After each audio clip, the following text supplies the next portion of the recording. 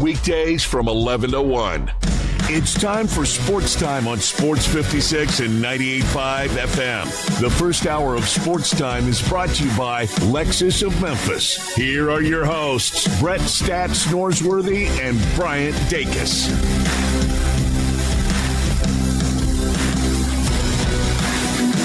Welcome into Sports Time. Bryant and Brett with you. Connor Dacus producing. We're Sports Time. We're with you for the next 3 hours and a lot to get into this afternoon with all of the madness of March over the weekend. Now down to the Sweet 16 after Thursday through Sunday. Wall-to-wall action. A lot of interesting things to discuss from college basketball. We'll also talk some NBAs. The Grizzlies, they're back in action tonight against the Atlanta Hawks. Some other things to talk about is this week is opening week for Major League Baseball, as they'll get kicked off with one game on Wednesday, and then everybody will really get going on Thursday. So getting baseball into the fold, plenty to discuss over these next 3 hours. But Brett, how are you this afternoon?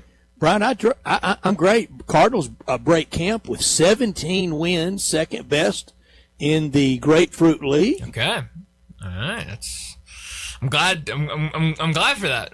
I didn't watch many of the games. See how that sounds? It sounds great. Yeah, it sounds like they're going to be world beaters this year. Big Brett. one tonight in Springfield, then to St. Louis for the Thursday Open. Yep, and get things started. Yeah, I think it's hockey that has like this thing where if you are great in preseason, like if you are the best team in preseason, you are terrible during the regular season, kind of vice versa. If you're terrible in preseason, it flips to being you're a pretty good team. So I don't know if that has the same thing to do with Major League Baseball, but I don't expect big things from the Cardinals this season. I wonder if anybody's ever put that nexus together for baseball or NBA or NFL. Yeah. We know in the NFL, the Ravens, they almost never lose a preseason game. It's rare. Yeah, they love the preseason and Harbaugh getting those did. wins. John Harbaugh yeah, did. so I don't know.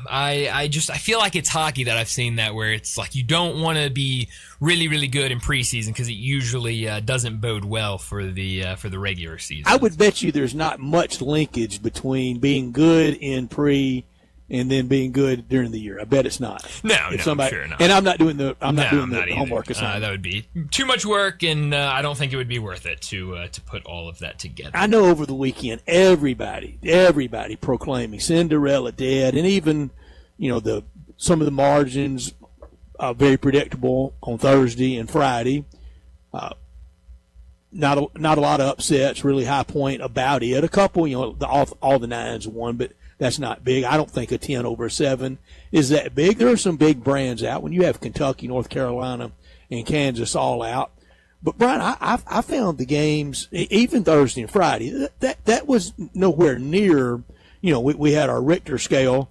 It was nowhere near the top end. Mm-hmm. But that's okay. I don't know why people think that the NCAA tournament, especially Thursday and Friday, that it's some form of jukebox that you throw a couple of coins in and it spits out magical moments. That's not always the case. It's why you should really enjoy them when we do have them. But it doesn't mean it's always going to be the case. And there might be as we get further and further and get a little more evidence. It could be certainly something to do with NIL and portal and the paying of the players and the rating of the little guy. But I found the games Saturday and Sunday to be exceptional, competitive, fun to watch. There were some blowouts in there, but there were a lot of close games in there too, and some of them just as good as you'll watch on TV. And I'm for the better teams because I know people enjoy the upsets. And I went to a Final Four that had Loyola of Chicago in a Final Four in 2018 in San Antonio. I dreamed all my life of going to a Final Four, and I had a blast. Loved San Antonio. Everything about it was great. I don't know that if I could have drawn it up that I wanted Loyola there. But that's how it fell, and so you accept it. I like the big brands, and I would ask you this: who's the little guy left of the 16 left? Who could claim little guy status? Yeah, it's a good question. I mean, when your 11 seed that is still standing is Texas, I think it's really hard to claim little guy there. They can't tell us how rich they are and then claim little guy status, can they? Definitely not. Definitely Tell me how Ole Miss beat two teams in Nashville less than 2 weeks ago that are in the Sweet 16. Yeah, it's a good that question. being Alabama and Texas. Yeah, it's a really good question, but both those teams have looked really, really good in the NCAA tournament, and they survive and advance, and here we go with the Sweet 16. So. I mean, I guess, and I know people will try it because St. John's in no football. Mm-hmm. But we're really going to make the little guy. St. John's has been a basketball brand for 70 years. Mm-hmm. When the NIT was the big deal, St. John's was primary in it. St. John's been to Final Fours a lot of different times, and famously were there in Lexington with the Tigers in 1985 at the Big East Final Four with Georgetown and Villanova and the Tigers and St. John's there at that Final Four. I just don't know how in the heart of New York City you play a lot of home games, if not all of them now, at Madison Square Garden, and you have Rick Pitino as your coach, that you can claim little guy status. Yeah, I hope nobody's calling St. John's little guys for that exact reason that you said, because they don't have football. I mean, they are one of the basketball schools, and you can't even argue with it because they don't have football. I think you can maybe go out there and say, maybe Iowa, Nebraska, if you're just like trying to find little guy. Nebraska could certainly fit that mold. But I think sweeps that away instantly. Big Ten. Yeah, exactly. I mean, well, that's the thing. I mean, we're trying to find one right now. There are really no little guys. And so, High Point would have been. Sure. No, they absolutely would have. And Arkansas had to play hard and down the stretch smartly to dispatch of High Point. Yeah, it was a good game, and Arkansas able to come up with some big plays at the end and some big shots to put High Point away. But that was a really fun game over the weekend. Now Arkansas back in the Sweet 16, so I know they're feeling good. But you're right, that game got scary towards the end, and you thought maybe High Point could do something, but ultimately that Arkansas team just too good and did enough. Shooting over 50% from both the field and from three. Hard to stop that when pretty much everything's going in. Yeah, Arkansas doesn't guard very well, and Arizona's got to be laying and waiting. Yeah, it's going to be a really interesting matchup. Really curious to see how that one plays out, because Arkansas just really, really good offensively and very athletic, can get up and down the court. But this Arizona team has been one of the best teams all season long from the start of the year up until now, and so it's going to be a really difficult matchup. I've already seen that line. I think it opened around 7, 8.5. It's now grown to 9.5, and now it's actually started to come back down towards Arkansas right now at 7.5. That line has been all over the place. I'll be curious by the time we get to game time later this week where that line's sitting at. But that'll be a really interesting game, and you'll have a handful of first round potential picks playing in that game. So that one will be really fun to watch. What would be your story of the tournament from 68 to 16? You had to come up with one. Yeah, I'd say Iowa. I think they have the state. Both teams in? I would just say the Hawkeyes, what they've done this year. To the defending champs. Yeah, knocking off Florida. I think they've got one of the best coaches in college basketball running their program, and to go in this season, and a lot of questions with him coming in his first season, finish 9th in the Big Ten, and then to go out into the NCAA tournament and be that 9 seed, beat Clemson in the first round, which that was they were favored in that game, but a lot of people were on Clemson and thought Clemson could win that game, and then turn around and beat Florida and to win it the way they did. Tampa. Yeah, exactly. Cozy Pod for Florida. Yeah, and the way that game finished, to be able to knock down some huge shots at the end of that game to win it. I just have been in love with Ben McCollum and who he is as a coach and what he does, and to see him do this on this big of a scale and beat the defending champs, that's been really fun to watch. Somebody's going to get Sturts in the NBA draft in the high teens, 17, 18, 19, maybe even 20. Well, that's going to be a team that this playoff team. That's outside the lottery. He's going and it. You look at Tankathon, and I think San Antonio has a pick in that neighborhood from who? I'm not sure. I think San Antonio's got somebody's pick in the high teens. And he goes there, and we'll be looking up in 10 years, going, how did they get that guy to help them so much? You know, back in that draft. Yeah. It's the Hawks pick for San Antonio at number 17 right now on Tankathon. So yeah, I mean, you know, if they take him, do they have them taking him? No, they have Bennett Sturts going 19th to Charlotte, which would give Charlotte another shooter. Yeah, it absolutely would. And you know, I think, you know, a place like San Antonio, OKC has the next pick after San Antonio. If they went out and got him, you know, one of these teams that are really well built, I think would be the best spot for Sturts, because I think Sturts is a fine player. I don't think he is a you know, place him on an NBA team tomorrow and he's, you know, a starter and putting up double digits. I think he's a guy that, you know, needs to come off the bench and kind of get spot minutes and really learn the NBA before becoming one of those big time players. But, you know, one of those teams I think would be a great spot for him, and they could be patient with him. Yeah, exactly. You know, a place where he doesn't have to come in and be that go-to shooter. And, you know, he was okay yesterday, wasn't great, had 13 points, 0 for 9 from 3 against Florida, but you know, for your best player to go out and kind of struggle shooting the ball, to still be able to win that game over Florida was just really, really impressive to watch from Iowa. Alex Caravan at UConn can be the same kind of guy. I don't think he'll go in the teens, but he could go somewhere, the right kind of somewhere.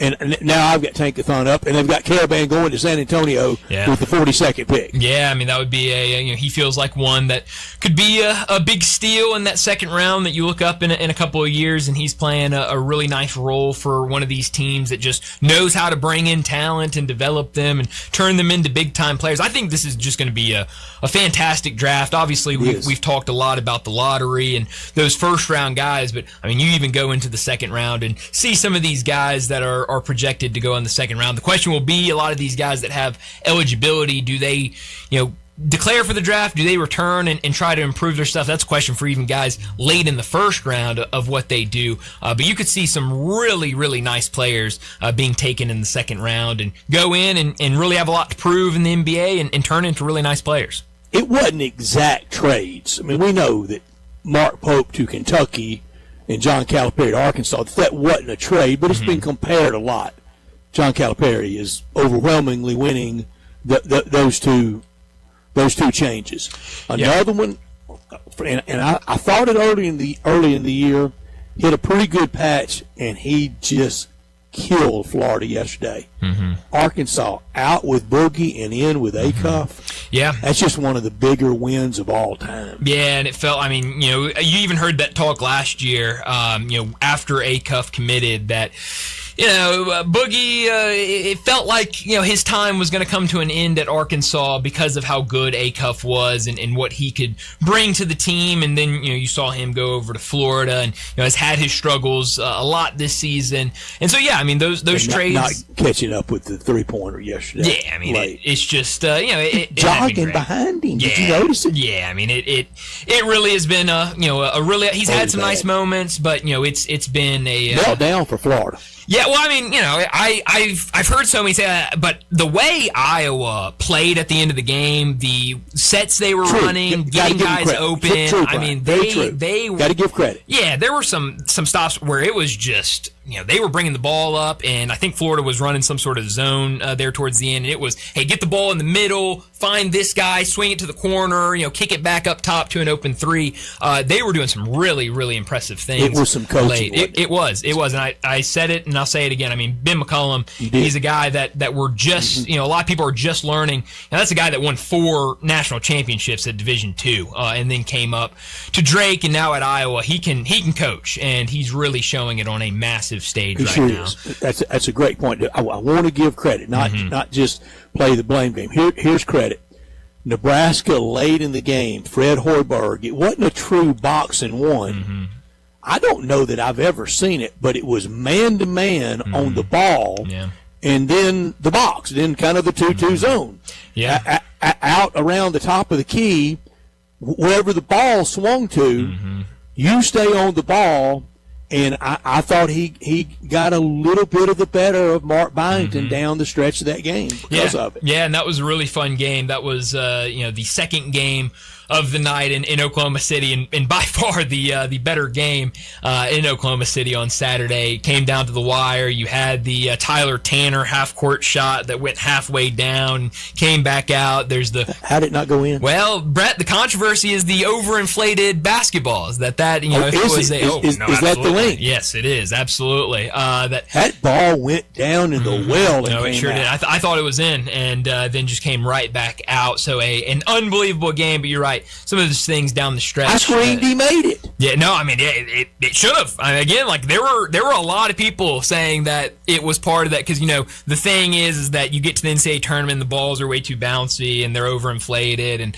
a lot of people saying that was a ball that was overinflated, and so we got inflate gate. Exactly. Yes, we've had deflate gate. Now we have inflate gate with the NCAA tournament. Have the Nebraska people sobered up? I don't think so. Over Oklahoma City. I don't think so. When did Oklahoma City get the river running through it like San Antonio? I've been to Oklahoma City, and I've never seen that. Yeah, I've never been to Oklahoma City, but I'd never seen that. But yeah, they were just they're still diving in. They were just finding things to jump into, I think, and they found really just some little stream. It was like, hey, let's jump into this. I'm for Nebraska the rest of the way for this, and we talked about it at the time.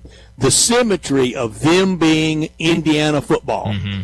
Indiana football at the ultimate basketball school, they win it all. At the ultimate football school, Big Red win it in basketball. I'm for Nebraska the rest of the way. Yeah, it's not a bad team to latch on to. I think they obviously had a really fun season, and what you just laid out would be a really, really one cool of them's going to the Elite Eight. It's crazy. Either Iowa or Nebraska. Yeah, if we have the tournament this weekend, somebody goes to the Elite Eight. It's crazy. It's insane. We're going to have the tournament. Yeah, of course we are. But no, we're not in vid mania.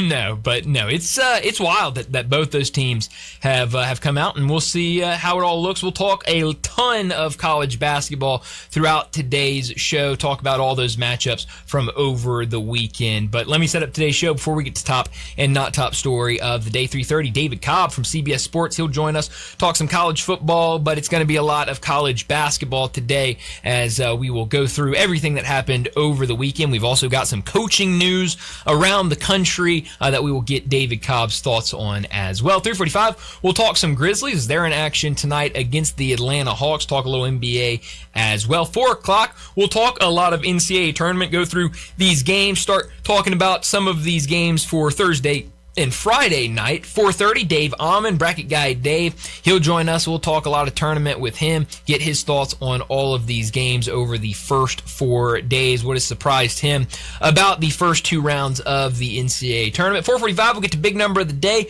5 o'clock, DeMichael Cole, the Grizzlies basketball beat writer over at the Commercial Appeal. He'll join us, talk all things Grizzlies. We'll talk a lot about tonight's game, everything that happened over the weekend. Plenty to discuss with DeMichael Cole. We'll also get his thoughts on his Tennessee Volunteers making it to another Sweet 16. They'll play Iowa State Friday night at 9:10. 5:30, we'll talk about what's trending, and at 5:45, we'll wrap up today's show like we always do with Moe's Crunch Time.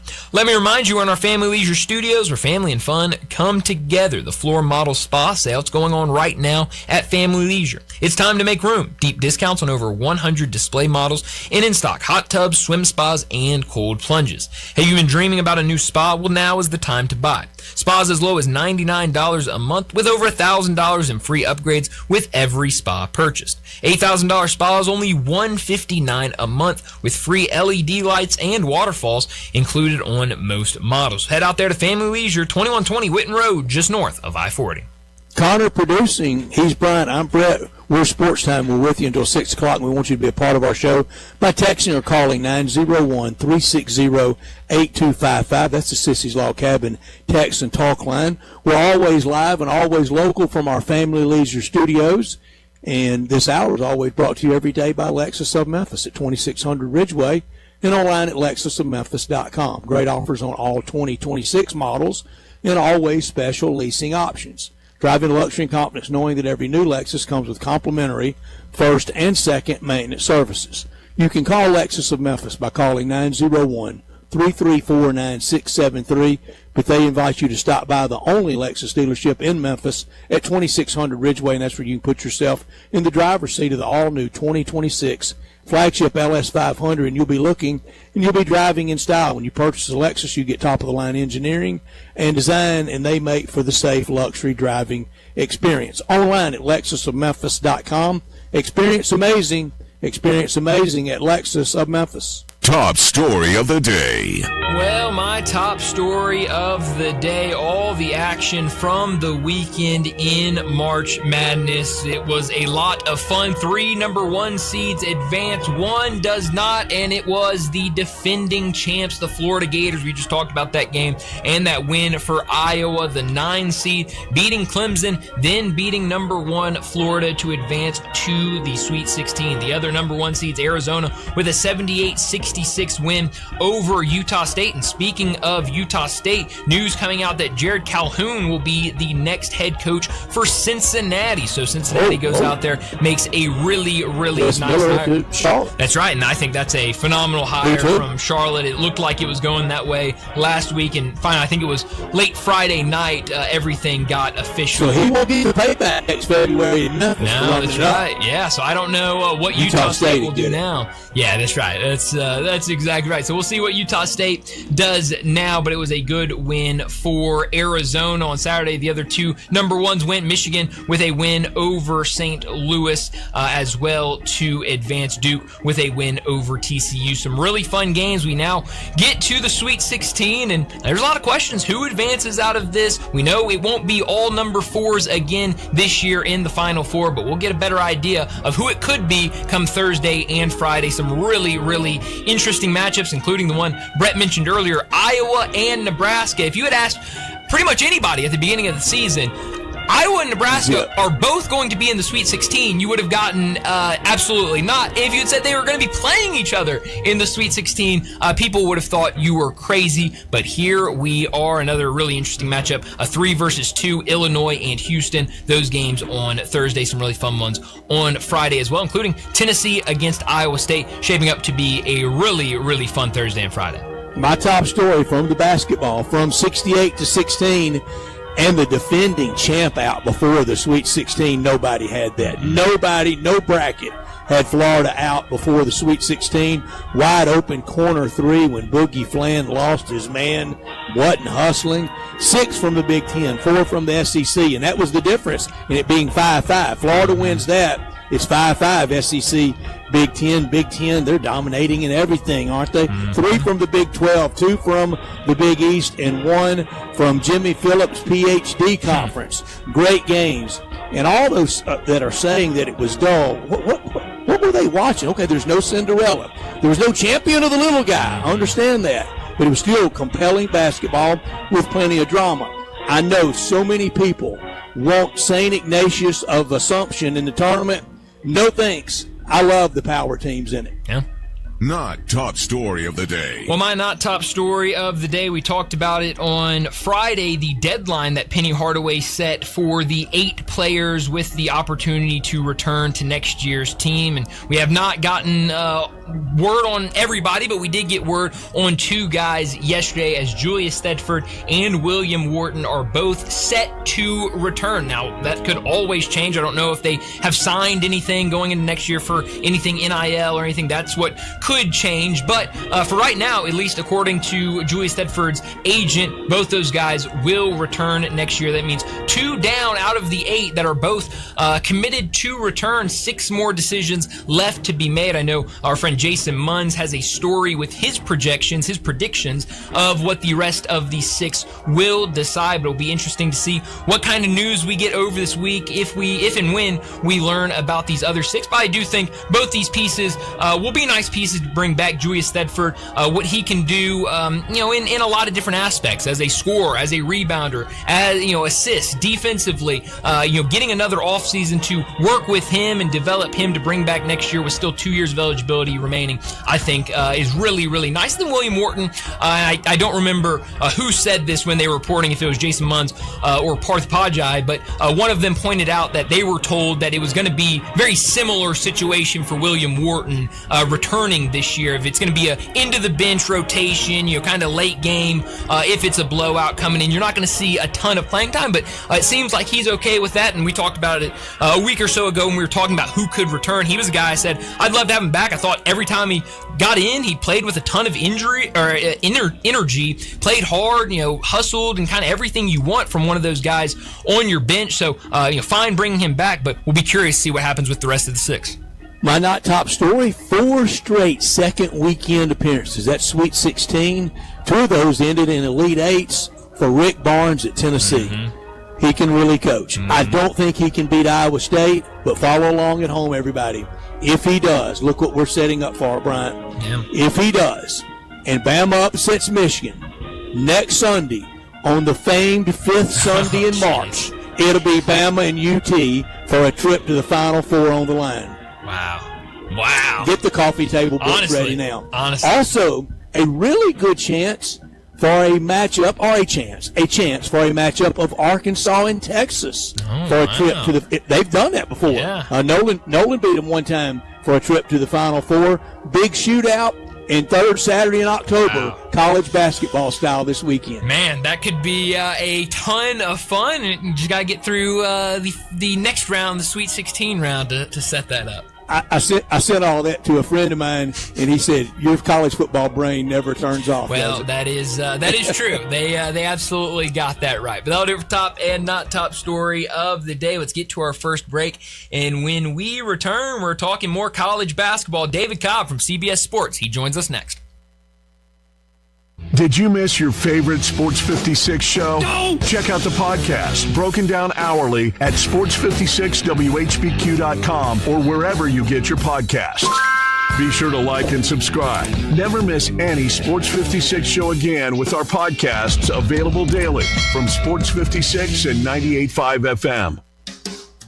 Hi, this is Lauren Choate with Choate's Air Conditioning, Heating, Plumbing, and Electrical. Taking care of families isn't new to us. It's what we've done across the Mid-South since 1958. Now celebrating 68 years in business, Choate's is still family-owned, award-winning, and committed to doing things the right way. With honest service, expert technicians, and industry-leading warranties that bring real peace of mind. To celebrate, we're offering our $68 deals. Get our $68 early bird AC tune-up special, or just need Freon to get you cooling, get $68 off per pound. If your system is struggling, don't wait for it to fail on the hottest day of the year. Upgrade today and get up to $2,000 in Carrier Cool Cash rebates on select Carrier systems. Plus, enjoy 60 months no interest financing on new HVAC systems, generators, or tankless water heaters. Call Choates at 347-8086 or visit HVAC.com today. And remember, let our family serve your family.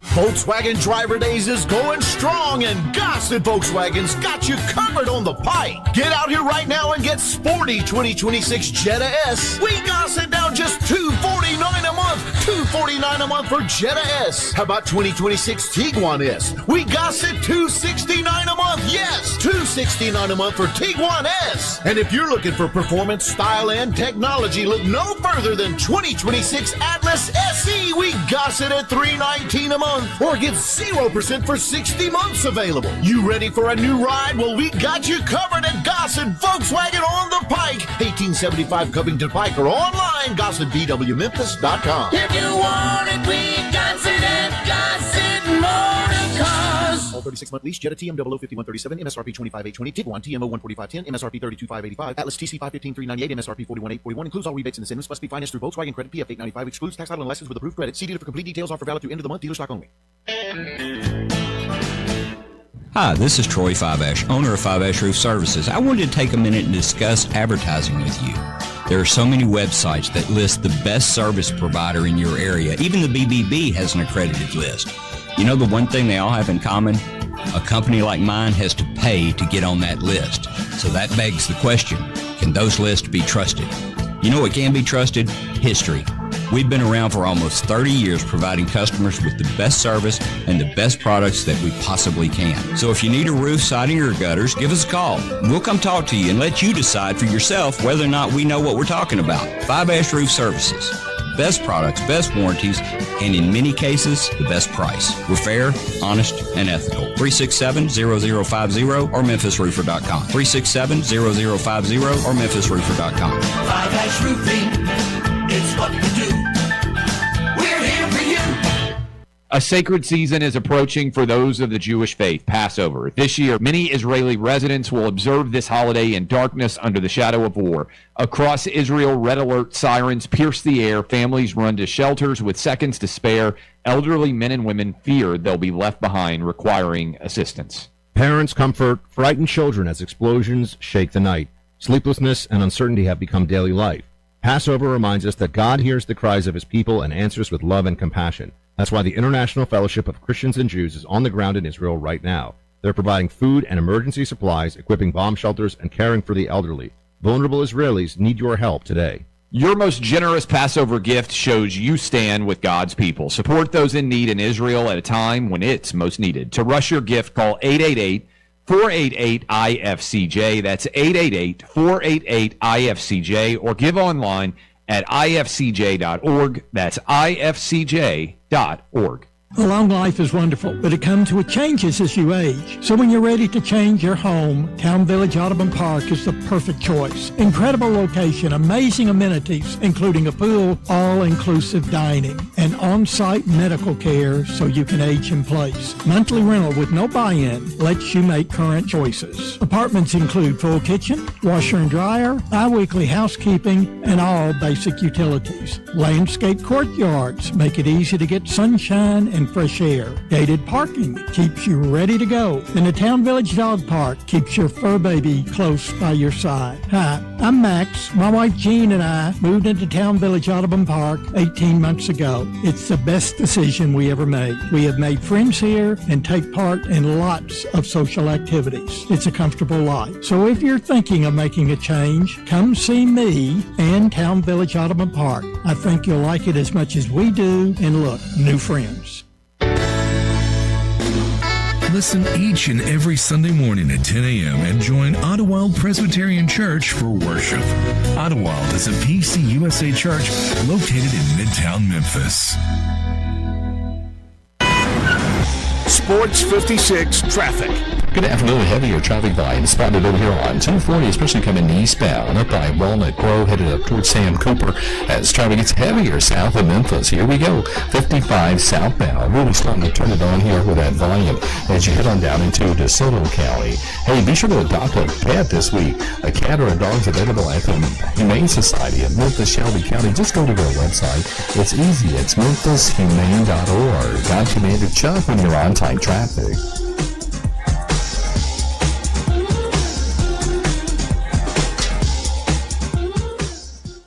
Now back to Sports Time on Sports 56 and 98.5 FM. This hour is brought to you by Lexus of Memphis. Here are your hosts, Brett Stats Norsworthy and Bryant Dacus. Welcome back into Sports Time. Bryant and Brett with you. And we've got to talk some college hoops. And joining us now to do that from CBS Sports, it's David Cobb. And we'll talk with him about this a little bit later in our segment. But news coming out right now that Arizona State is hiring Randy Bennett from St. Mary's. So it looks like they have their next head coach. We'll get into that in a little bit. But right now we need to talk about what happened over the weekend with the NCAA tournament. David, thanks so much for joining us. What impressed you, surprised you the most about the first 4 days of the NCAA tournament? Yeah, well, it was chalky. It was chalky, and I guess that didn't shock me. But I guess I got to say Florida going down, the reigning national champion, taking a loss to a team that quite frankly didn't beat anyone of note all year long. Like Iowa always looked good in the advanced analytics and the Ken Pom and the Torvik, and that they had a nice style of play, but they really didn't slay any of the big boys in the Big Ten. And so their resume was a little light, and the resume is why they got into that 8-9 game. Because, look, you watch them play and you're like, all right, I can see it. But they hadn't beaten anybody good all year until yesterday when they took down a really big, really good Florida team and went toe-to-toe with them on the glass, which few teams can do. And then they got the big shot there at the end from Alvaro Folgueras. And boy, how about Ben McCollum? 2 years ago, he was a D2 head coach.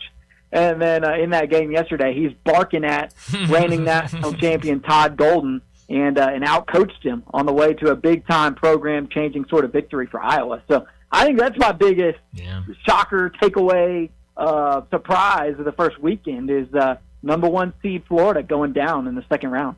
That's a good one. And, David, you really don't ever know during the middle of it, but the claws are really coming out for Todd Golden among a lot of people in college basketball. He put one on John Calipari a few weeks ago down in Gainesville, and John Calipari took it post-game.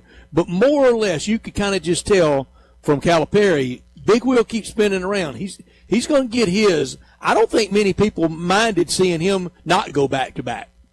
No, I don't think so either, I really don't know that Todd Golden has endeared himself to the rest of the profession or to the rest of America.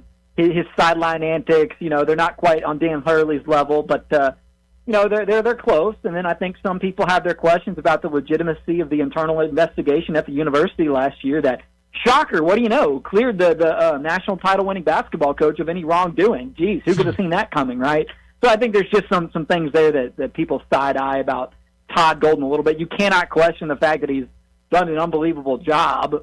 He took over a program that was just sort of mired in mediocrity and quite quickly elevated it to a national title level. But now the target is on his back, and I think around the industry, you're probably right. There were probably a lot of folks who were like not too displeased to see Florida take the exit ramp yesterday, and none more so than Iowa and Nebraska, who an all Big Ten West sort of Sweet 16 game in Houston. I mean, how about that? There is no Cinderella in this Sweet 16, but Iowa hadn't been to a 16 since 1999. Bryant, you were in diapers, I bet. And then Nebraska, never been. I mean, they never won an NCAA tournament game before this weekend. So I know there's no Cinderella, but those two playing in the Sweet 16, I mean, that's once in a lifetime sort of stuff right there. Mm-hmm. Yeah, we talked about it to start the show. There's not really any plucky little guy this year, but I get St. John's because no football, and maybe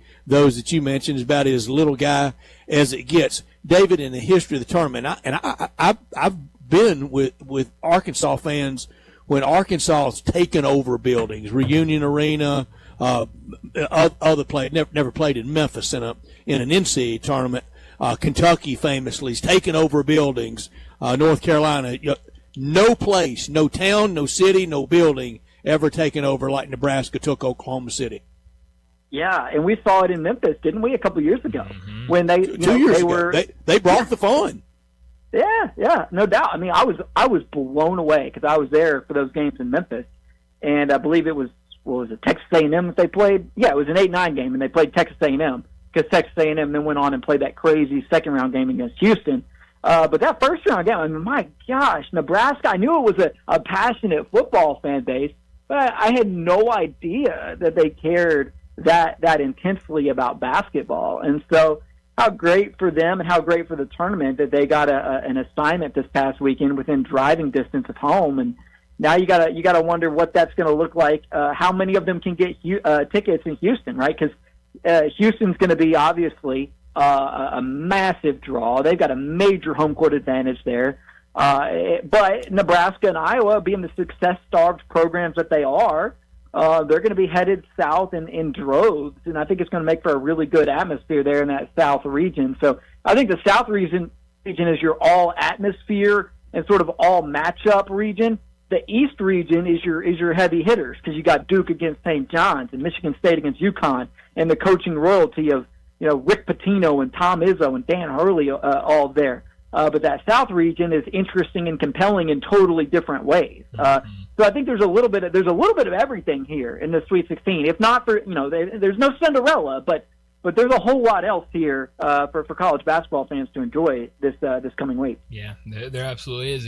You mentioned 1999, me being in diapers. David, I was not in diapers. I wasn't born yet. The big 2000 was the year of my birth. So Y2K, David. Yeah, that's right. So just missed there. But you talk about some of these really fun matchups over the weekend. The Kentucky-Iowa State game was wild because I don't think Iowa State could have had a worse start to the game than what they did against Kentucky. Kentucky gets a double-digit lead. Somehow Iowa State fights back and takes a 1-point lead into the break, and then they just absolutely dominate the second half of that game. A lot of people talking about Kentucky. This is an Iowa State team. You saw what they did in the Big 12 tournament before getting to the semifinals, and it was just all heavy hitters in there, and they fell. But they were blowing out teams in the conference tournament, played extremely well throughout the season. Now they're doing that again here in the NCAA tournament. They've done it for the most part these last two games without Joshua Jefferson. What do you make of his injury? When do you expect him to return? And what do you make of this Iowa State team?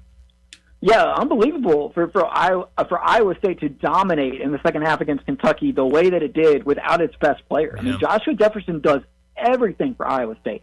Second leading scorer, second leading assist guy, leading rebounder, blocks shots, gets deflections. Great facilitator of the offense. I mean, there's nothing on the floor that he doesn't do. So he's an integral part of everything for Iowa State. So to quality opponent on a neutral floor in your first full game without somebody like that, really impressive for Iowa State. And you really look into it, I mean, it's an ankle sprain. So, I mean, those can be finicky. You never know, right? The pain on those can fluctuate from moment to moment. But there's nothing structurally wrong with Joshua Jefferson's ankle. So, that is encouraging as he goes, and they've got the Friday game, too. So another 24 hours of rest, the latest Friday game at that, against Tennessee on Friday night. So ample time there for the ankle to continue to heal up. So that's the storyline, unfortunately, for both Tennessee and Iowa State. How much are you going to get from your stud star forwards? I mean, both these guys, Jefferson and Nate Ament, could be lottery picks or first-round picks in this coming draft, and neither one of them is 100%. So who can get more from their hobbled forward? I mean, that's the big question coming out of the first weekend for Tennessee is okay, they survived. They're on to their fourth Sweet 16 under Rick Barnes in a row. I mean, unparalleled run of success there. But their ability to go to that third straight Elite Eight, I think, going to be determined by what they get from Nate Ament against Iowa State, because he didn't have his best weekend because he's not 100% healthy. And I think you got to give this kid all of the credit in the world for playing. He could have shut it down like Mikael Brown Jr. He could have shut it down like any of these other players might under these same circumstances, where it doesn't matter what Nate Ament does out there. Now, NBA draft scouts have seen everything they need to see from the guy, but he keeps playing anyway, even though he's not even playing well. He might only be hurting his draft stock, but he cares about the team. He knows how much he's getting paid, and he understands the expectations that come with that. And he's looking at it and saying, look, this is the only time in my life I'm ever going to get a chance to play in the NCAA tournament. I'm not going to shut it down because I'm a little banged up, right? So, I think if nothing else, we got to appreciate the fact that Nate Ament is there for Tennessee. But how much are we going to get from him in that game with Iowa State? That to me is a huge storyline for both teams going into that game. Jefferson for ISU and Nate Ament for Tennessee. And David, we got to appreciate Ament's head coach Rick Barnes, and I think I don't know that I said it. I probably did. I know I was thinking it when he got hired at Tennessee. I thought, yeah, cushy on to retirement. Kind of take it easy job. And honestly, I thought the same thing 2 years ago about John Calipari, and that's 2 years compared to 11 for Rick Barnes. It's been anything but easing into retirement for him, now on his way to his fourth straight second weekend with Tennessee basketball.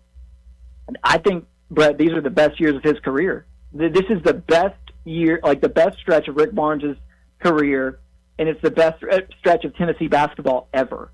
So, you look back on what was a terrible time. I think the latter is unarguable. The first is bold, and I like it. Take.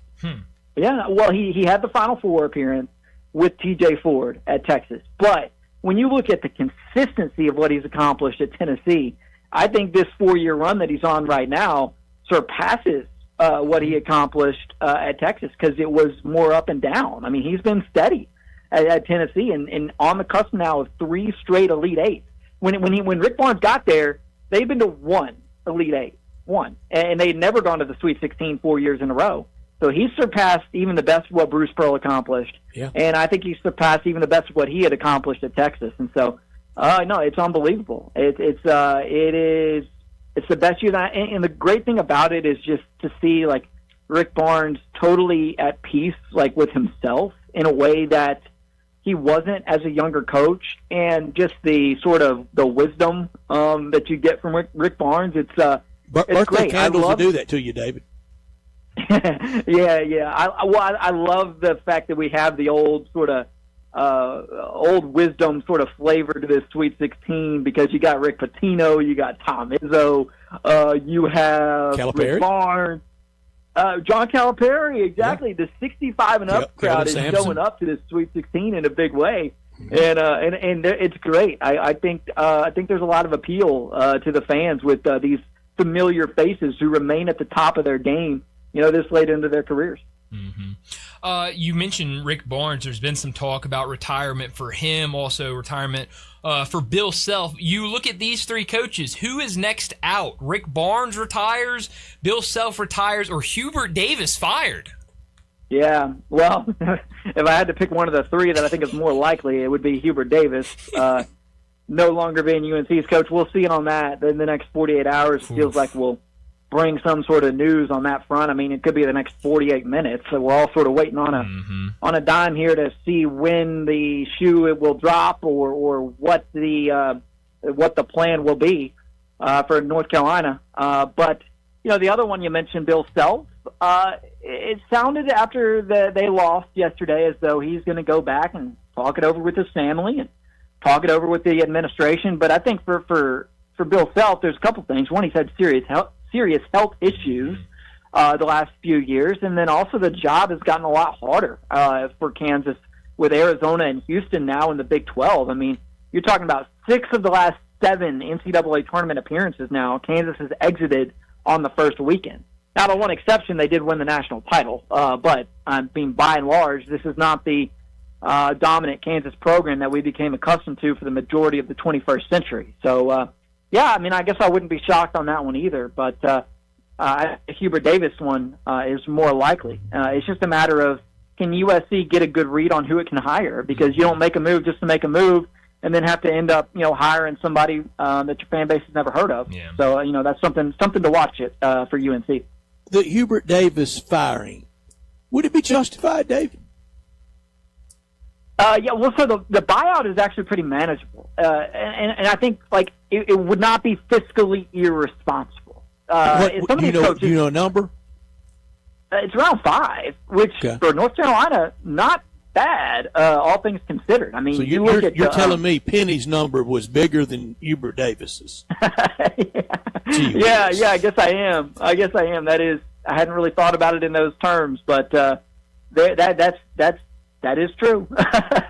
So, no, it's around 5 for Hubert Davis from everything I've seen. And that is not, I mean, that's not a crazy amount for a school like North Carolina with their basketball history and their donor base. So, but again, it's about who you can go out and get. I mean, if you can get a TJ Altelberger or somebody of that ilk, I mean, I think it's a no-brainer. But if there's going to be hesitation within the industry to go on to UNC to take on those monstrous expectations, then you don't want to have to go down the route that Kentucky did, where they once Calipari left Kentucky, boy, they all thought they were getting either, well, if not Billy Donovan, it'll be Dan Hurley, and if we strike out on both those, then Brad Stevens will come. You know, it didn't go that way for Kentucky. They ended up with Mark Pope. Now 2 years in, they're looking at Cal lasting longer in the NCAA tournament than Mark Pope, and they're thinking, why did we want Calipari gone? And so, like, if you move on, you just got to be careful, because, I mean, Hubert Davis has not been a disaster. He's not been a disaster. The same way as up until this year, you could say that Penny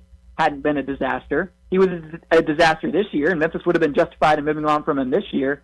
But, I mean, if you're going to move on from Hubert Davis, just be dang sure you can get a really good coach. Mm-hmm. Yeah, if it opens up, it's certainly going to be the biggest opening, and we'll have a lot of talk around it. But, David, as always, thanks so much for joining us. Enjoy your week. We'll talk to you again next Monday. All right, guys. I appreciate it. Thanks, David. David Cobb joining us from CBS Sports, talk all things college basketball and college football. You can find his work over at cbssports.com. So yeah, a lot of questions around those three coaches. Also, the news this morning, Greg McDermott retired. Alan Huss, who was on staff, was the High Point head coach the last 2 seasons. They brought him back on staff to be the coach in waiting. He'll take over going into next season. So we're getting a lot of coaching news as off seasons are starting at a lot of different places. But let's get to another break, and when we return, we'll talk some NBA, we'll talk some Grizzlies. They're in action tonight against the Atlanta Hawks. We'll do that next on Sports Time. Start your day with Sports 56 Mornings with Greg Gaston and Eli Savoy. Weekday mornings from 7 to 10, right here on Sports 56 and 98.5 FM. Memphis, ready to play golf whenever you want? Now you can. Welcome to Back Nine Golf, Memphis' premier indoor golf facility built for players who never want to leave the game. Open 24/7 for members, Back Nine Golf features 4 tour-level full-swing simulators letting you take on bucket list courses like St. Andrews, Pebble Beach, and TBC Sawgrass without leaving the Mid-South. Grab your friends, book a bay, play a full round, or hit the driving range to work on your game with instant shot data trusted by the pros. Memphis, you don't have to be a member to tee it up. Public tee times are also available. Rain, heat, wind, or daylight doesn't matter. Your tee time is always on. Visit theback9golf.com/Memphis for more information. That's theback9golf.com/Memphis. Back Nine Golf, just off Poplar at Houston Levy. The Back Nine, where golf never sleeps. Do you want a greener, more weed-free lawn? And if you're like me, you can't stand the sight of dandelions, clover, or especially crabgrass. Hi, I'm Brandon Hawley, president of Lawn Solutions. We are your locally owned and operated weed control and fertilization company. We are also experts in disease and insect control on your lawn and landscape. Our uniformed technicians are full-time, year-round licensed and certified by the state of Tennessee. Lawn Solutions' personalized service is far more superior to that of national companies that promise but simply cannot deliver. We return phone calls, we keep appointments, and we want your business. What we will not do is bother you with endless phone calls or junk mail. Lawn Solutions will not sell you something your lawn doesn't need. If you're looking for a local lawn care company to kill your weeds and feed your grass, then Lawn Solutions is the finest. Call us at 867-5626. That's 867-5626. Or go online at LawnSolutionsInc.net. From our family to yours, we want to thank you for your business. The 2025 Range Rover Sport sits right at the heart of the Land Rover lineup, offering a perfect mix of style, performance, and versatility. Smaller and more agile than a full-size Range Rover, it's a great option for everyone who wants luxury and practicality. Every model comes with 8-speed automatic transmission and all-wheel drive standard. Whether you navigate city streets or tackle rough terrain, Range Rover Sport has you covered. Every drive is powerful and breathtaking. The 2025 Range Rover Sport is the epitome of sporting luxury. Test drive one at Jaguar Land Rover Bluff City. This is a special notice to U.S. taxpayers owing $10,000 or more to the IRS. Tax Relief Advocates is urgently notifying taxpayers that tax relief initiatives are now available that may significantly reduce or eliminate what you owe. If you are afraid of an IRS lien, levy, or wage garnishment, don't lose hope. You can now take advantage of these current relief programs to end all collections, reduce the amount you owe, and resolve your tax problem. Even if you have years of unfiled tax returns or already in a payment plan, you may still qualify for significant relief. Struggling taxpayers can now get the relief they need during these hard economic times. A hotline has been established by Tax Relief Advocates for you to call and see what you qualify for. They're A+ rated with the BBB and have over 1,000 5-star reviews. Don't wait. Call 800-575-7124. 800-575-7124. That's 800-575-7124. Or simply visit TRA.com. Hi, it's the Herd. Men over 40, this matters. If you're putting in the same effort but getting less back from your body, less energy, slower metabolism, weight that won't move, that's not a discipline problem, it's biology. After 40, effort and outcomes start to drift apart. The same habits don't deliver the same return. Most men just push harder. More caffeine, more restriction, more willpower. But willpower isn't the issue. Support is. That's why I like M-Drive Boost and Burn. built specifically for guys over 40. Steady energy and metabolism support without extremes and designed for real life. M-Drive Boost and Burn is now the #1 men's health supplement at Sprouts, and Sprouts is one of the strictest specialty retailers in the entire country. So if you're over 40, don't ignore what your body's telling you. Go to mdriveformen.com and use the code HERD, H-E-R-D, for 20% off your first purchase. M-Drive for men who still show up. Now back to Sports Time on Sports 56 and 98.5 FM. This hour is brought to you by Lexus of Memphis. Here are your hosts, Brett Stats Norsworthy and Bryant Dacus. Welcome back into Sports Time. Bryant and Brett with you, and we got to talk some Grizzlies. We'll talk a lot more Grizzlies at 5 o'clock when DeMichael Cole joins us, but they're in action tonight. A road game against one of, if not the hottest teams in the NBA right now, the Atlanta Hawks. 9-1 in their last 10 games. They kind of struggled to start the season, but right now playing extremely well. They've moved up to 6th in the Eastern Conference, just playing some really nice basketball tonight. So feels like it's going to be tough. I have not looked at the line tonight for the Grizzlies. Hawks 14.5 point favorite tonight at home in Atlanta. So we'll see what happens later tonight. 6:30 start in Atlanta. That was a 2-point game way back on January 21st in Memphis, and that was the game of the infamous elbow injury for Ja Morant. Yes, that was his last Memphis appearance as a Grizzly. Yeah, you're right, and it feels it feels like we should get some sort of update about Ja Morant at some point this week. It feels like we're give about it to that you. time. No, I know what it's going to be. I'm just saying. Spoiler alert. Yeah, no, he'll be reevaluated in. Shouldn't it just be the weeks. shutdown announcement? Yeah, I mean, I think I think we're getting really close to that, and I think it probably should be because it feels like they've already made their decision. But we'll see what happens tonight between Atlanta and Memphis. Again, 14.5 point favorite. Atlanta is looks like the Hawks could be without a couple guys tonight. Jalen Johnson, who's been really, really good. He was good in that game in Memphis. He was. He's been awesome this year, and it looks like he'll be out, or his game time decision, I should say, tonight. We know Grizzlies with a lot of guys out, including Cedric Coward, who will be out tonight as well. But we'll talk. Oh, wow. The Grizzlies losing that night dropped them to 18-24 on the year. Wow. And now sitting at 24-46. Yeah, it's been a lot of losses. Six wins since. Yeah. No, it has not been good, and I think that was the design around the injury. I think so. I think they decided then. Come on, Grizzlies, you can do it. Need to lose this one tonight. Tonight a must lose on the road against Atlanta. It really is. It was 2 losses over the weekend: 117-112 against Boston, and then on the road Saturday at Charlotte, 124-101. So we'll see what happens later tonight against the Atlanta Hawks. But we need to wrap up this first hour, get to another break, and when we return, we're talking more NCAA tournament. We'll talk about all the action from over the weekend. We'll do that next on Sports Time.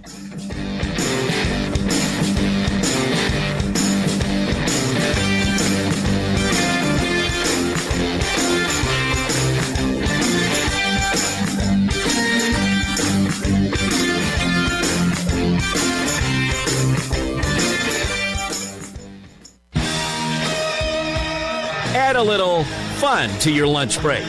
Join Johnny Radio for Sports 56 Happy Hour from 11 to 1 every weekday on Sports 56 and 98.5 FM. It's a new year, and it's the first new sale at Family Leisure. It's the floor model sale happening now. Family Leisure has deep, like diving deep discounts on over 100 display models and in-stock hot tubs, swim spas, even those cold plunges. How deep are these discounts? I'm not allowed to say. So if you've been putting off getting a new spa, then right now is the best time to buy. Here's one price I can let loose. You can get a spa as low as $99 a month. Plus, you can get over $1,000 in upgrades with every spa purchased. One other special deal, you can get an $8,000 spa for only $159 a month. And you know what? Family Leisure is going to throw in some LED lights and waterfalls on most models. Room's got to be made, and so do the deals at Family Leisure, Whitten Road at I-40, where family and fun come together. Hey everybody, great news. All-Star Chevy right here in Olive Branch is hosting a huge truck month sale. Supplier prices for everyone. Save thousands. Nobody has more Silverados than All-Star. Today, you could drive home a new Equinox, Trailblazer, Trax, Blazer, or go big with a new Silverado HD and make no payments for 90 days. You're going to love no payments all through the spring and into the summer, and financing as low as 1.9, and your good credit deserves it. Military and first responders, you get an extra $500 bonus. So test drive one of these barely driven, certified, or pre-owned All-Star Chevys. You're not going to find any more in the same place at the same time anywhere. Guaranteed. Tahoes, Suburbans, Chevy Express passenger van, tons of Silverados. Plus, bring any vehicle you want and sell it here at All-Star Chevy in Olive Branch and get the most money for it today. Together, let's drive. Don't miss the truck month sale going on now in Olive Branch at All-Star Chevrolet, or go to allstarautogroup.com. Come on and let the good times roll, y'all. Or as we say in Louisiana, laissez le bon temps rouler. The Orleans in the Ville with our made-from-scratch red beans, jambalaya, gumbo, po' boys, and made-fresh daily muffaladas right here in Collierville. Eat, drink, and stay for dessert like our homemade bread pudding with warm bourbon sauce. Monday through Friday, meat and two with homemade veggies. So good you bring your mom and them. Brunch every Saturday and Sunday. Right here, the Orleans in the Ville, 336 New Byhalia Road. Where great food, live music, and endless fun meet. Memphis, repping the Grizzlies, holler and go Tigers. Make sure your home or business looks like a winner too. Call Hall Power Washing Solutions. They handle power washing for driveways, sidewalks, and more, as well as soft wash, roof cleaning, gutters, and window cleaning. They're fully insured and bring the hot water for the toughest grime. Go to hallpowerwashingsolutions.com or call 901-258-1399 for more information and a free estimate. Hall Power Washing Solutions, turning Memphis grime into shine. Guns, guns, and more guns. Over 700 firearms in stock. Home defense guns, old guns, new guns, used guns, big guns, little guns. Every gun you can think of, Classic Arms has them. All brands like Glock, Sig, Colt, Ruger, Smith & Wesson, Browning, Beretta, Benelli, Remington, Winchester, and more. Guaranteed lowest prices in town. Only gun importer in the Mid-South. Free gun inspections and appraisals and free bore sighting for the upcoming deer season. Shop online at ClassicArmsOfMemphis.com or visit Classic Arms at 1740 Germantown Parkway behind Corky's Barbecue in Cordova. Sports 56 traffic. Good afternoon, T-Dot's trying to untangle a couple of accidents out here. Still moving over here right now on 40 eastbound as you come past Hollywood, headed over towards White Station. It won't be long before it gets a little bit heavier here on the I-40 bridge, especially over towards Crittenden County into West Memphis. Hey, bridal season just around the corner. Shop local this year. You always save money when you shop there first at Weimer's Jewelry, 7525 Highway 64. I'm Commander Chuck with your on-time traffic.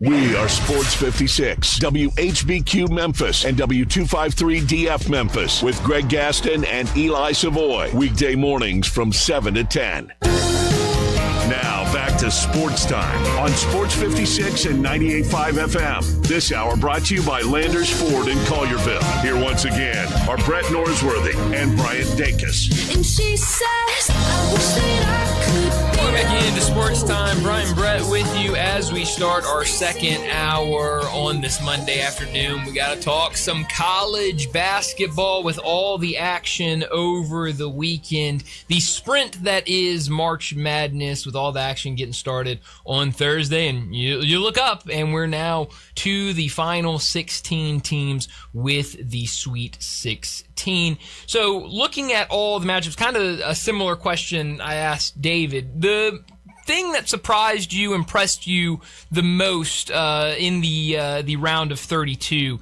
these last 2 days on Saturday and Sunday? Well, it's not necessarily a game. It's a little more broad than that. But you would think 4 out of the 16, that's not bad. Mm-hmm. I'm not feeling any SEC chance. I'm not feeling any waving the flag because people know none of the 4 got a chance to win it all. Yeah, that's fair. And also, I didn't get a lot of kind of SEC at bowl time loyalty, bond, feeling of all for one, one for all. People are after Todd Golden. Mm-hmm. John Calipari, he has his detractors from a couple of different places either in the neighborhood of the SEC, Memphis, or in the SEC at Kentucky. Nobody minds Kentucky's exit. SEC types. I don't feel the flag waving at all out of a quarter of the Sweet 16 being from the SEC. Yeah, it's interesting. I haven't really thought about that, but you're definitely right. I mean, you aren't seeing the planting of the flag for the SEC to get these teams, but I think you're right. Probably part of it I think is the fact that I don't think you look at any of these teams remaining from the SEC and say this Bama's is a team a little sullied profile wise of things off the court. Yeah, no, they definitely are. I don't feel many wanting to hitch a wagon to them. No, I think probably Barnes and his senior status in the game. Maybe not among some in Shelby County, but around the rest of the SEC, I think it might be the most. And that's not just my thoughts. I got it all weekend of people. I just didn't feel anything like at bowl time. When I really do feel at bowl time, it is all for one, one for all. Yeah, no, it definitely is. But you're right. I hadn't really thought of that. But I feel it. I think I feel it more in Omaha, on flying the flag. Yeah. I mean, I think that's fair. Because you're right. I mean, bowl season this year it really wasn't, and then not really feeling it here with basketball either. So that is interesting. I didn't really think of that. But you mentioned Alabama, what they did, late. In the night against Texas Tech, just really put the beat down on 90-65. The final score of the offense was absolutely clicking for Alabama. 19 made three-pointers. They shot 45% on 42 attempts. They have looked really, really good through their first two games, and I thought that was going to be a very easy over against Texas Tech. It probably should have, but it was just the fact that Texas Tech was getting blown out so much, and everyone went deep to the bench with the final 5-6 minutes to just play out the strings. But if Alabama's offense continues to click like this, they could go a little deeper. But it's always with Alabama, you're always worried because it feels like that next game could be the game where they really struggle to knock down shots and that other team gets and then don't defend. Only make 5 threes and they don't defend. That's the anatomy of a disaster for them. What they want, just defend a little. If they make 12 threes against Michigan, they can beat them. But I think you start at 12 that they have to make. No, they definitely have to go double digits and really be knocking them down against Michigan. This Michigan team, just continues to impress. A 33-3 season right now. And you just look at what they've done these first two rounds, have looked really, really good. Against Howard, against St. Louis, and what Yaxel Lindenborg did in that game against St. Louis. He has been extremely impressive all season long. Was really, really good in that game against St. Louis, and now we'll see what they look like against this Alabama team. I'm really curious to see how that game plays out. Yeah, Brian, another kind of broad, not necessarily drilling down on a game or so, and I'll get to the games. We talked some about it when we started, and I'll get to them. But just to watch all weekend, and Brian, it really, for me, it starts, I guess, 2 weeks, or now 3 weeks ago, whenever the week before the SEC tournaments, and largely those one-bid leagues, when you start watching those a little closer than most of us, except for maybe you that will go to a North Alabama Austin Peay game. Well, it was great, and I love that, and I love it. When you watch those games, kind of from their semifinals on, just to see the coaching, and then it builds into the bigger brands, and then you're in the NCAA tournament. You should see really good coaching and really well drilled teams and really, really solid squads. But to see it, and then if you went to these box scores, and I haven't been to every one, I'm sure somebody could catch me on a couple. But if you went to a lot of these box scores and you covered up the final score and you did not know who won, and you just had to find something in the box score that indicated a high percentage of, oh yeah, this team won. I think there are two things, and it's two things the Tigers struggled with all season long. First, turnovers. Second, how many fouls you had. I mean, you go through and you see 4 and 5 and 6 single-digit turnovers quite often for the winner. Yeah. Then you go to the fouls, and they're either way less than the team they defeated or right around the same number. If it got a little high, okay, one had 18, the other one had 17, or one had 19 and the other one had 18. I mean, even then, it's still an indicator of you fouled less. It's my rushing statistic. Yeah, no, I think that's really good, and you know, I haven't looked at the box scores either, and so I don't know for a fact, but I would say it goes another thing: offensive rebounds. I mean, you see these teams that are getting second chance opportunities. You know, I would say probably have a really, really good success rate. You know, in these games, and you know, that's another area where Memphis really struggled in rebounding. So I think those are some really good points by you. You know, and you look at a lot of these teams. You know, they've got good rebounding. They're not turning the ball over, like you said. I mean, it is. I have noticed that in terms of looking at these games. Iowa State, 7 turnovers. Yeah. Kentucky, 20. Yeah, I mean, it's just, you know, you look around, and that is the one thing I have noticed with these teams is there are not a lot of turnovers. You know, I mean, they are doing a really nice job of protecting the rock, and that usually leads to winning games. Tennessee, 9 turnovers. UVA, 12. Yeah, I mean, that's you protect the ball. You don't, you know, have those turnovers and give that other team more opportunities to score. I mean, it's somebody won with 4. I can't find it, but somebody won with 4 turnovers. Yeah. You can fumble and stumble the ball 4 times in the pregame layup line. That's right. Yeah. No, I mean, it's a recipe for success. You know, that is, I think, a really good indication of who wins these games and who loses them. And, you know, you're seeing a lot of teams, you know, really do a really nice job of protecting the rock. A team that, you know, I think is now in a really good spot, this Houston team, now that Florida is out, you know, they advance with a win over Texas A&M. We talked last week about A&M getting that win in the first round over St. Mary's, and then they turn around and Houston, it was just all Houston that entire game, 88-57. They didn't break a sweat. No, they did not. And to do that, with Kingston Fleming only having 9 points, 4 for 10 from the field, it was a lot of other guys stepping up. Chris Sinak, who we've talked about a lot, he had 17 points, 9 rebounds. They looked really good, and that's another game. You know, you look at that, 7 turnovers for Houston, 11 for A&M. I think you live with 11, but you know, when you're going up against a team that only turns the ball over 7 times, Houston did a really, really nice job over the weekend. And again, now that the number 1 seed in their region is eliminated, I mean, they are now the favorite to get out of that region and get to another Final Four. It's just every one of these box scores. I didn't tote it up, but I wish I had now. It was clear indicator. Here it is. Duke. No, it wasn't Duke. Someone might have been Nebraska. Somebody had 4 turnovers. I mean, just taking care of the ball, running stuff in this high pressure, big stakes that they're playing in.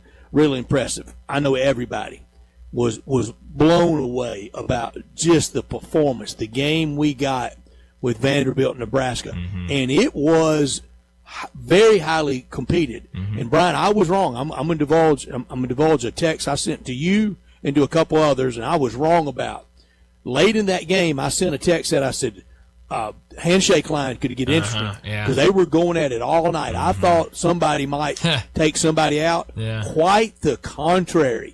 I mean, you saw Byington clearly go to his team, get lined up, and then all their comments. It wasn't a blame game. It wasn't the refs. It wasn't anything like that.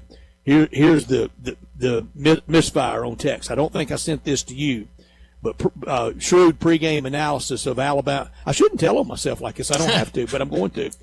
Shrewd pregame analysis of Bama and Texas Tech. Grant McCaslin will coach circles around Nate Oates. Yeah, swing and a miss. Well, you know, and that was a Texas Tech team that just really could not make shots last night. And you know, when you're not making shots, it's really hard to be competitive. JT Toppin being out for that game really, it played a big factor for Texas Tech, and I think you saw that very early in that game. And Alabama, now two really impressive games. You had the kind of scare in the first half against Hofstra in the first round, but then they rallied in the second half, made it look easy, and then now with that win over Texas Tech, and just lights out, knocking down shot after shot. That game against Michigan could be a lot of fun. Brian, I'm going to go back and do it. I'm going to do it all the way back to Dayton. The team that won both of these had fewer turnovers and fewer fouls. What was their winning percentage? I'll do that tonight, and I think it'll be a whopping percentile. Yeah. Now that sounds. Now go do it. Mm-hmm. Okay, so I don't turn it over. Sure. I'm not supposed to foul. Yeah, but then you got to go do it. Yeah, no, it's tough to do, and a lot of these teams. Yeah, go win that rushing statistic. Yeah, exactly. You have to go out there and execute it, but those teams that do execute it, it really works out for them. So, looking at the Sweet 16, the matchups we have Thursday night: Texas, Purdue, that will be 6:10 on CBS. Iowa, Nebraska, 6:30 on TBS. Arkansas, Arizona, 8:45 on CBS. Illinois, Houston, 9:05 on TBS. Then Friday. Arkansas did stay on the left coast. Interesting. Okay. The team and the official travel party did. Interesting. So our friend Ty Richardson didn't and fought TSA delays and different routes home last night, and turns around tomorrow to go back to San Jose. That's rough stuff. It really is, and you're seeing all across the country. Really hard. Oh, you got to really travel right now. Yeah, no, it's really, really bad. So I saw a story. A person got to the airport in New Orleans 4 hours. Wow. 4 hours before their flight and missed their flight. That's crazy. Standing in line. It's just makes no sense. So yeah, that is rough stuff. I wonder if there's any kind of honor in the lines, like, got to go to the restroom. You gonna save my spot, or hey, sorry, bud. 4 hours is a long time. Line starts at the end. Yeah, no, that's a long time to be standing in line. So it should be a really fun Thursday. Then Friday, St. John's Duke, 6:10 on CBS. Alabama, Michigan, 6:30 on TBS. Michigan State, UConn, 8:45 on CBS. Tennessee and Iowa State, 9:10 on TBS. That Michigan State UConn game should be a lot of fun. It really was the kind of game of the wild coaches yesterday between Mick Cronin and Dan Hurley. I mean, they were both getting after their team. Ultimately, it was UConn that got the win. They advanced. Mick Cronin got teed up. He sure did, and he said he didn't even say anything. That's what he says. You never know with Mick. I can't imagine he hadn't said anything. No. I felt like that was something being built up. I heard a good idea, and I think it would work. Why do we? And I need to ask a friend of mine in officiating how he would feel about it. Why do we line the officials up on the side of the coaches? Now, the first answer would be if they need a timeout, they can get their attention easier. You can get their attention if you're standing there screaming and gesturing for a timeout. One of the three is going to see it. And this hypothesis was if you sent that official, instead of going down that sideline opposite, which would be press row, or like at the Tigers games, it'd be down the front row, feet on the wood seats. It would be less interaction, give and take, building to something between coach and official. Yeah, that's interesting. I think the only thing I would say about that is, so you're saying the official would be on the other side, so it would be across the court. Right. The only thing I would say about that is, yes, in terms of kind of the back and forth, but there are also a lot of times where a coach is just trying to ask for clarification on something, trying to get a timeout. Like, I feel like there could be some issues getting kind of those relayed between coach and official. Timeout's the big thing, but I think we could get attention. I think so, but also... I think that give and take of, hey, why'd you call it? I think that would turn the pressure down and cut it out. Here's another thing. We've got to eliminate at least one late game timeout. Mm-hmm. Yeah, no, those have made these games extremely long. What game was it? The last 2 minutes took real time about 35 minutes. Yeah, I don't remember what game exactly it was, but there were a couple games over the weekend where you got Texas down and late. Gonzaga. Yeah. Texas and Gonzaga would not end. Yeah. No, I mean, a lot of these games, you get down to the end and it just really turns into a drag. But that one was kind of that one was an extreme for sure. We had a listener ask this question, and I will pose it to you. And I kind of have to figure out what my answer is. Well, I know what my personal answer is, but we had a listener that wanted to know who is out of the 16 head coaches remaining, who is the least likable? It's a good question.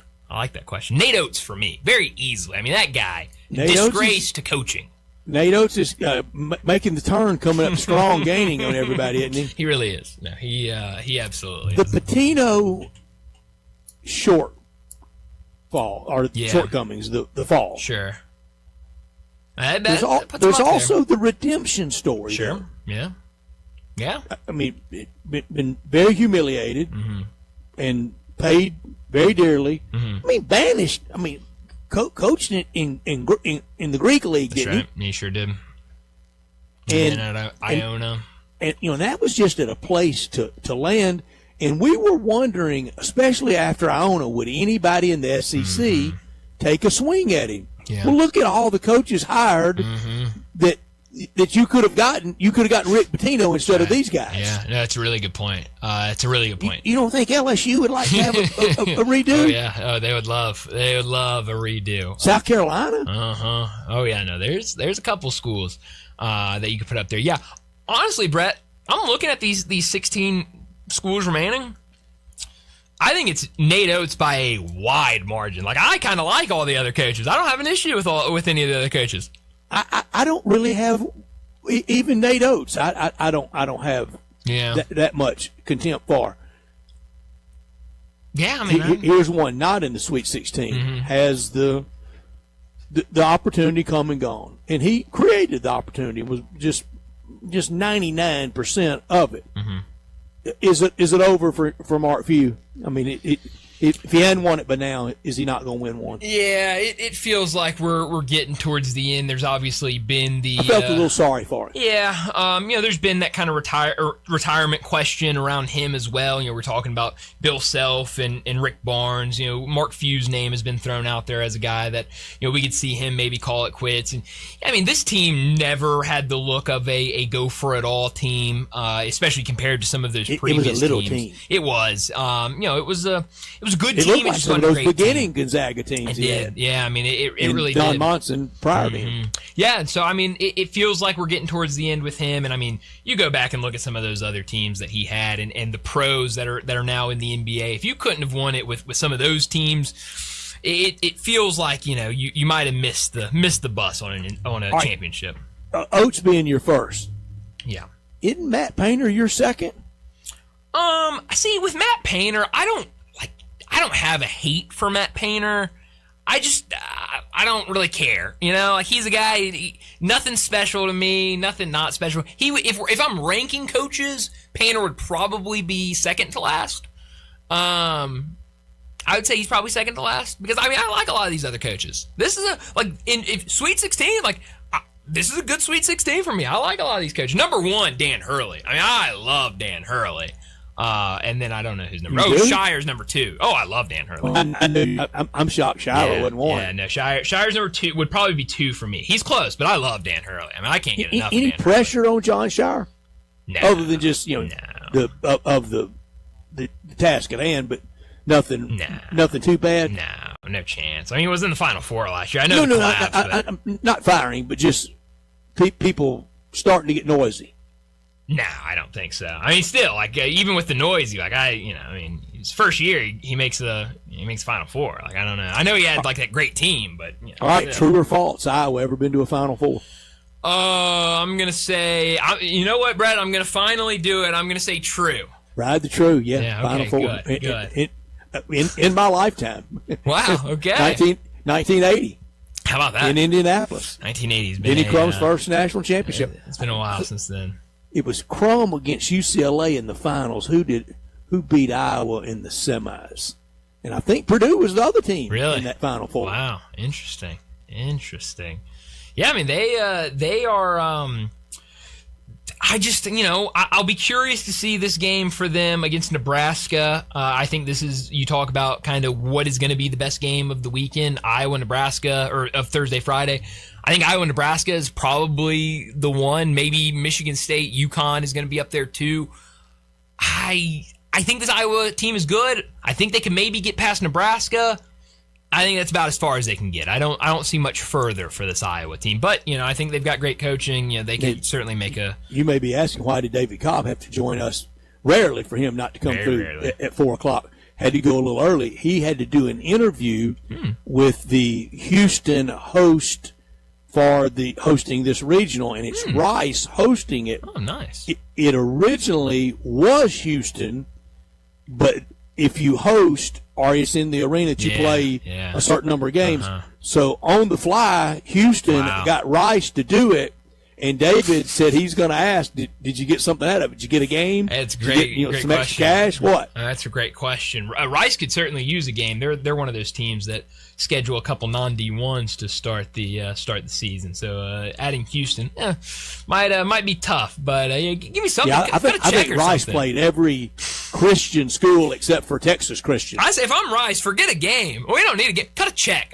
Give us some cash. I mean, I don't need a game from you. Give me a game. Yeah, I mean, what's it do us to go to Hofheinz or what's the name of it for the guy that owns all the restaurants that gave him the money? Fertitta? What's that do?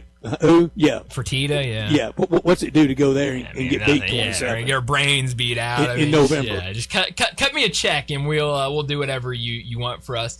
I mentioned earlier these hirings we're seeing over the weekend. Some of the bigger openings: Brian Hodgson to Providence, Jared Calhoun to Cincinnati, Randy Bennett to Arizona State. Those final two happening. To Syracuse. I like that one a lot.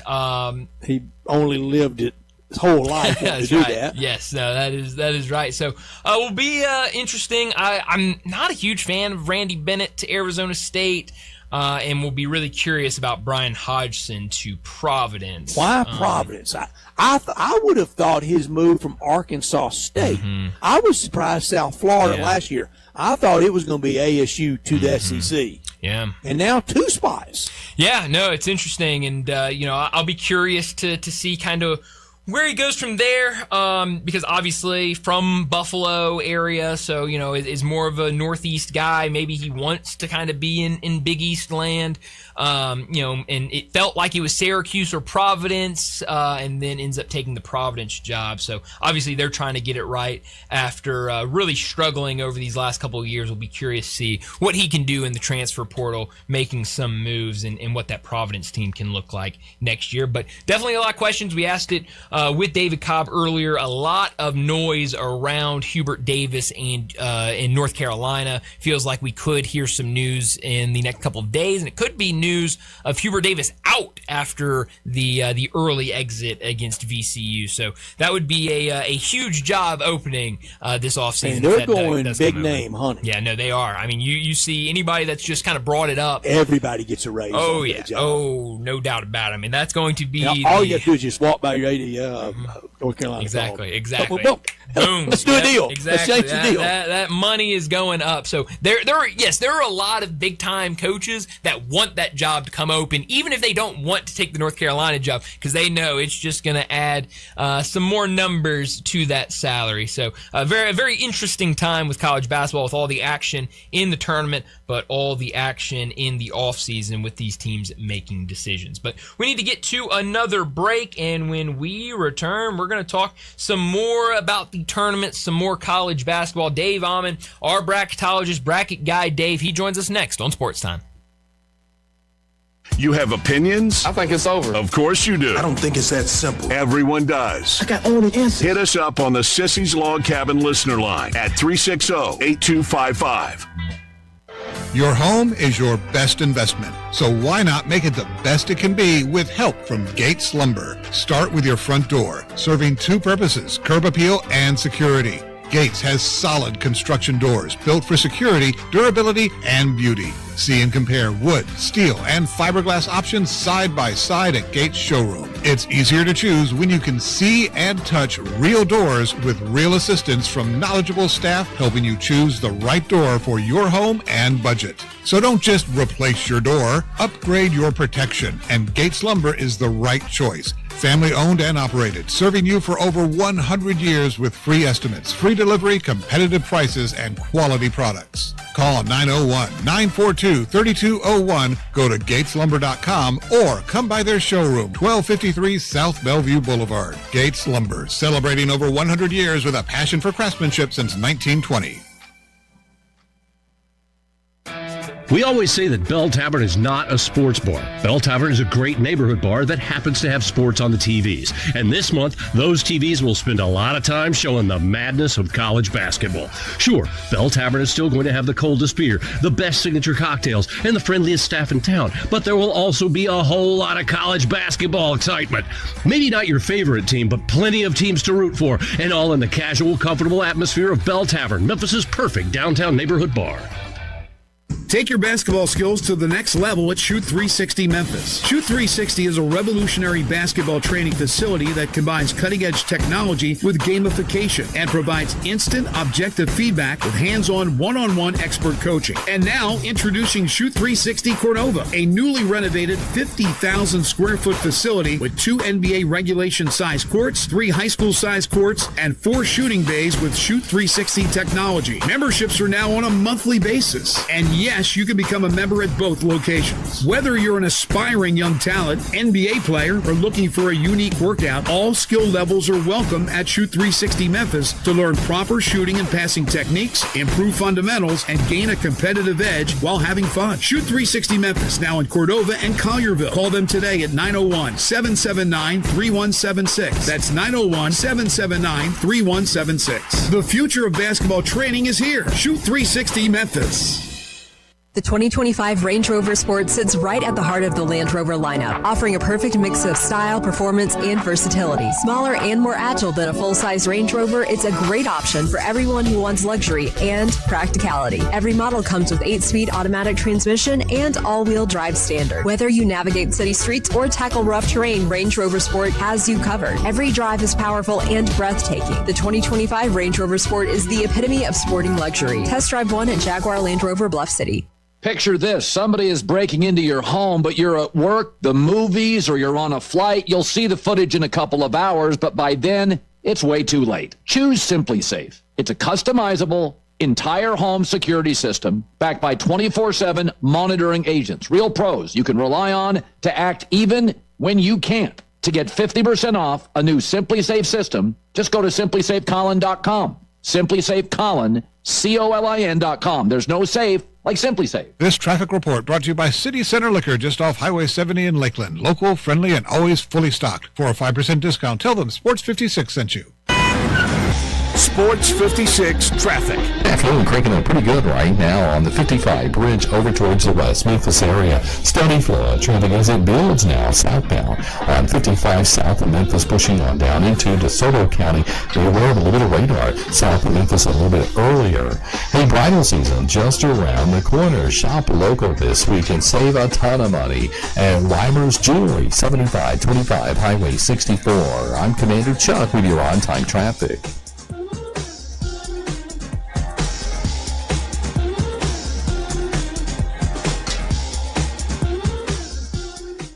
Now back to Sports Time on Sports 56 and 98.5 FM. This hour brought to you by Landers Ford in Collierville. Here once again are Brett Norsworthy and Bryant Dacus.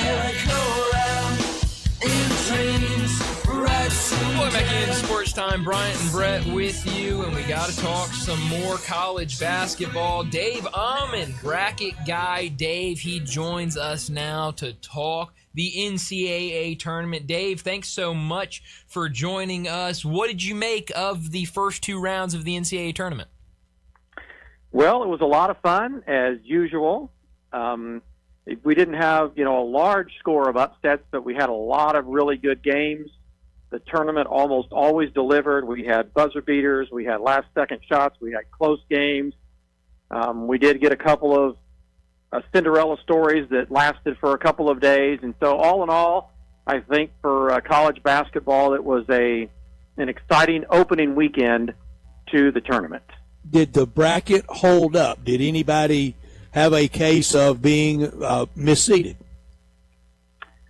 I don't think, in any sort of a large sense, no. I think this year's committee, and I give them a lot of credit for the transparency that they showed after the selection show, with where things were.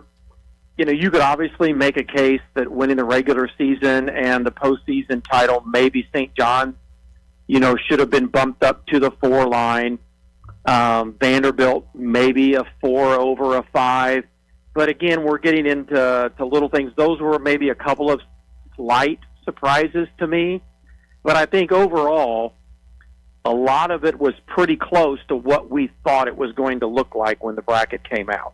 And all the 9s beat the 8s, but that's coin toss. All that really is a matter of what color jersey you're wearing. Yeah, exactly. I mean, those 8-9 games, we say this every year. It's for a lot of those teams. Iowa, maybe the lone exception this year, obviously, because they were able to knock off Florida. Generally speaking, is like the 1 or the 2 seed lines that most teams don't want to be. Right? They say, can I either be a last 7 or just drop me to the 10 line?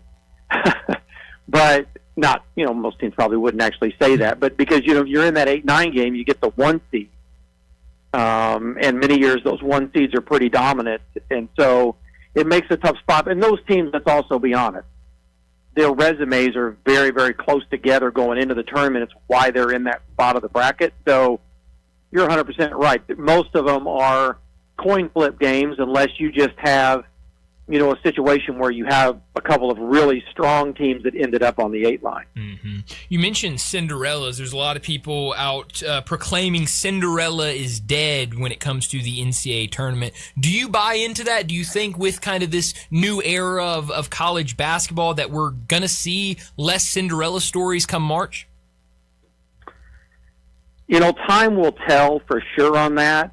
I hate to jump the gun, but I do think there's some logical thinking behind that, just in the fact that in many cases, those teams that we've seen in the past have those Cinderella runs are junior and senior dominated teams that had played together for several years, had gotten a lot better, and were probably better than people thought. And now, in many cases, players that would be juniors or seniors on those teams are now getting picked off and picked up by other larger conference teams to come play for them for more money, NIL, opportunity, etc.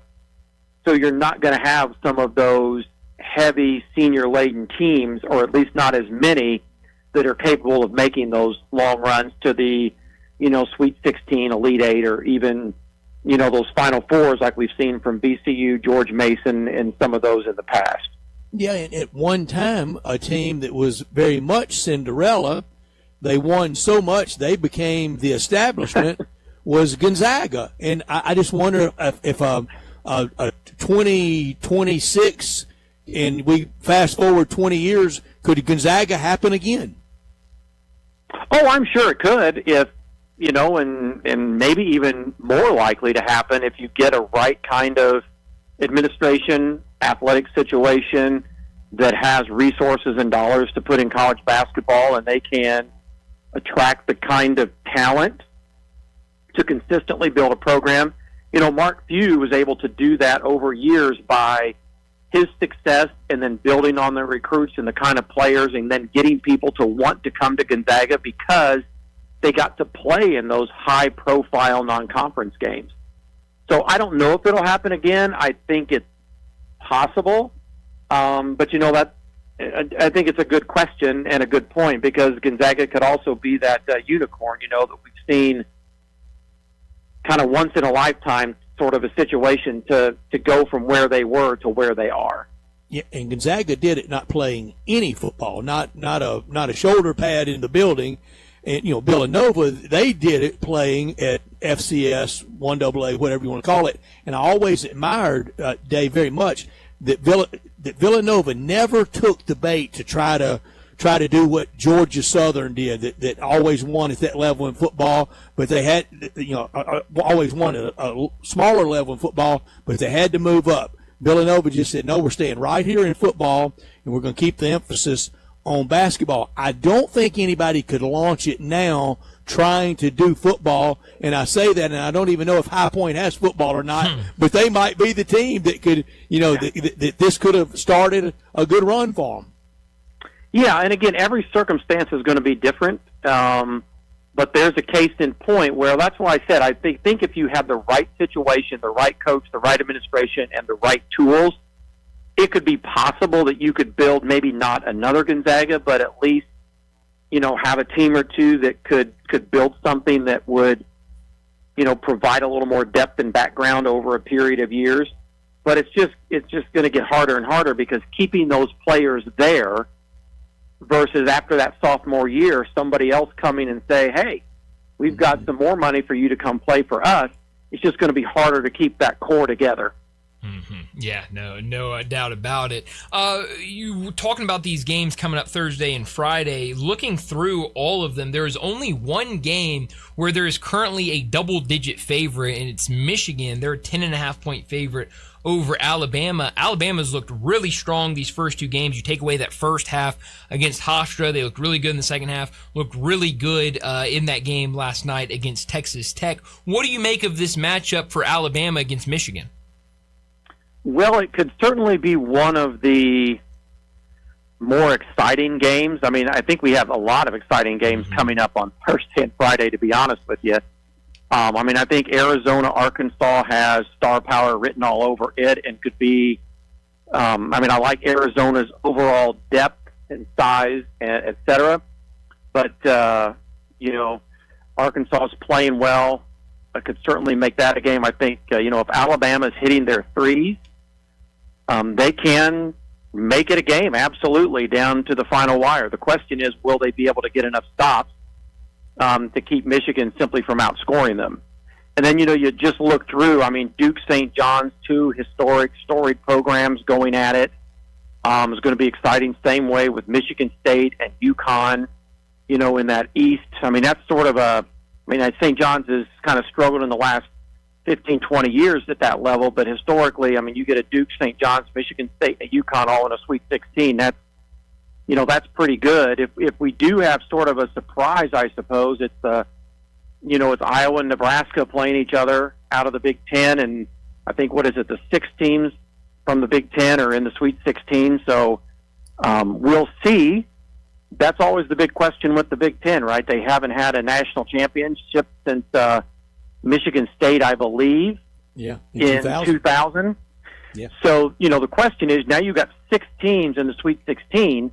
Can you get a couple of them through to the Final Four with another chance to bring home a national championship? So that's going to be fun to watch. And the Illinois-Houston should be another one of the great potential, anyway, Sweet 16 games. I don't know that they'll do it or not, but mathematically, the Big Ten, they have a chance for all 4 being Big Ten in Big Ten country in Indianapolis.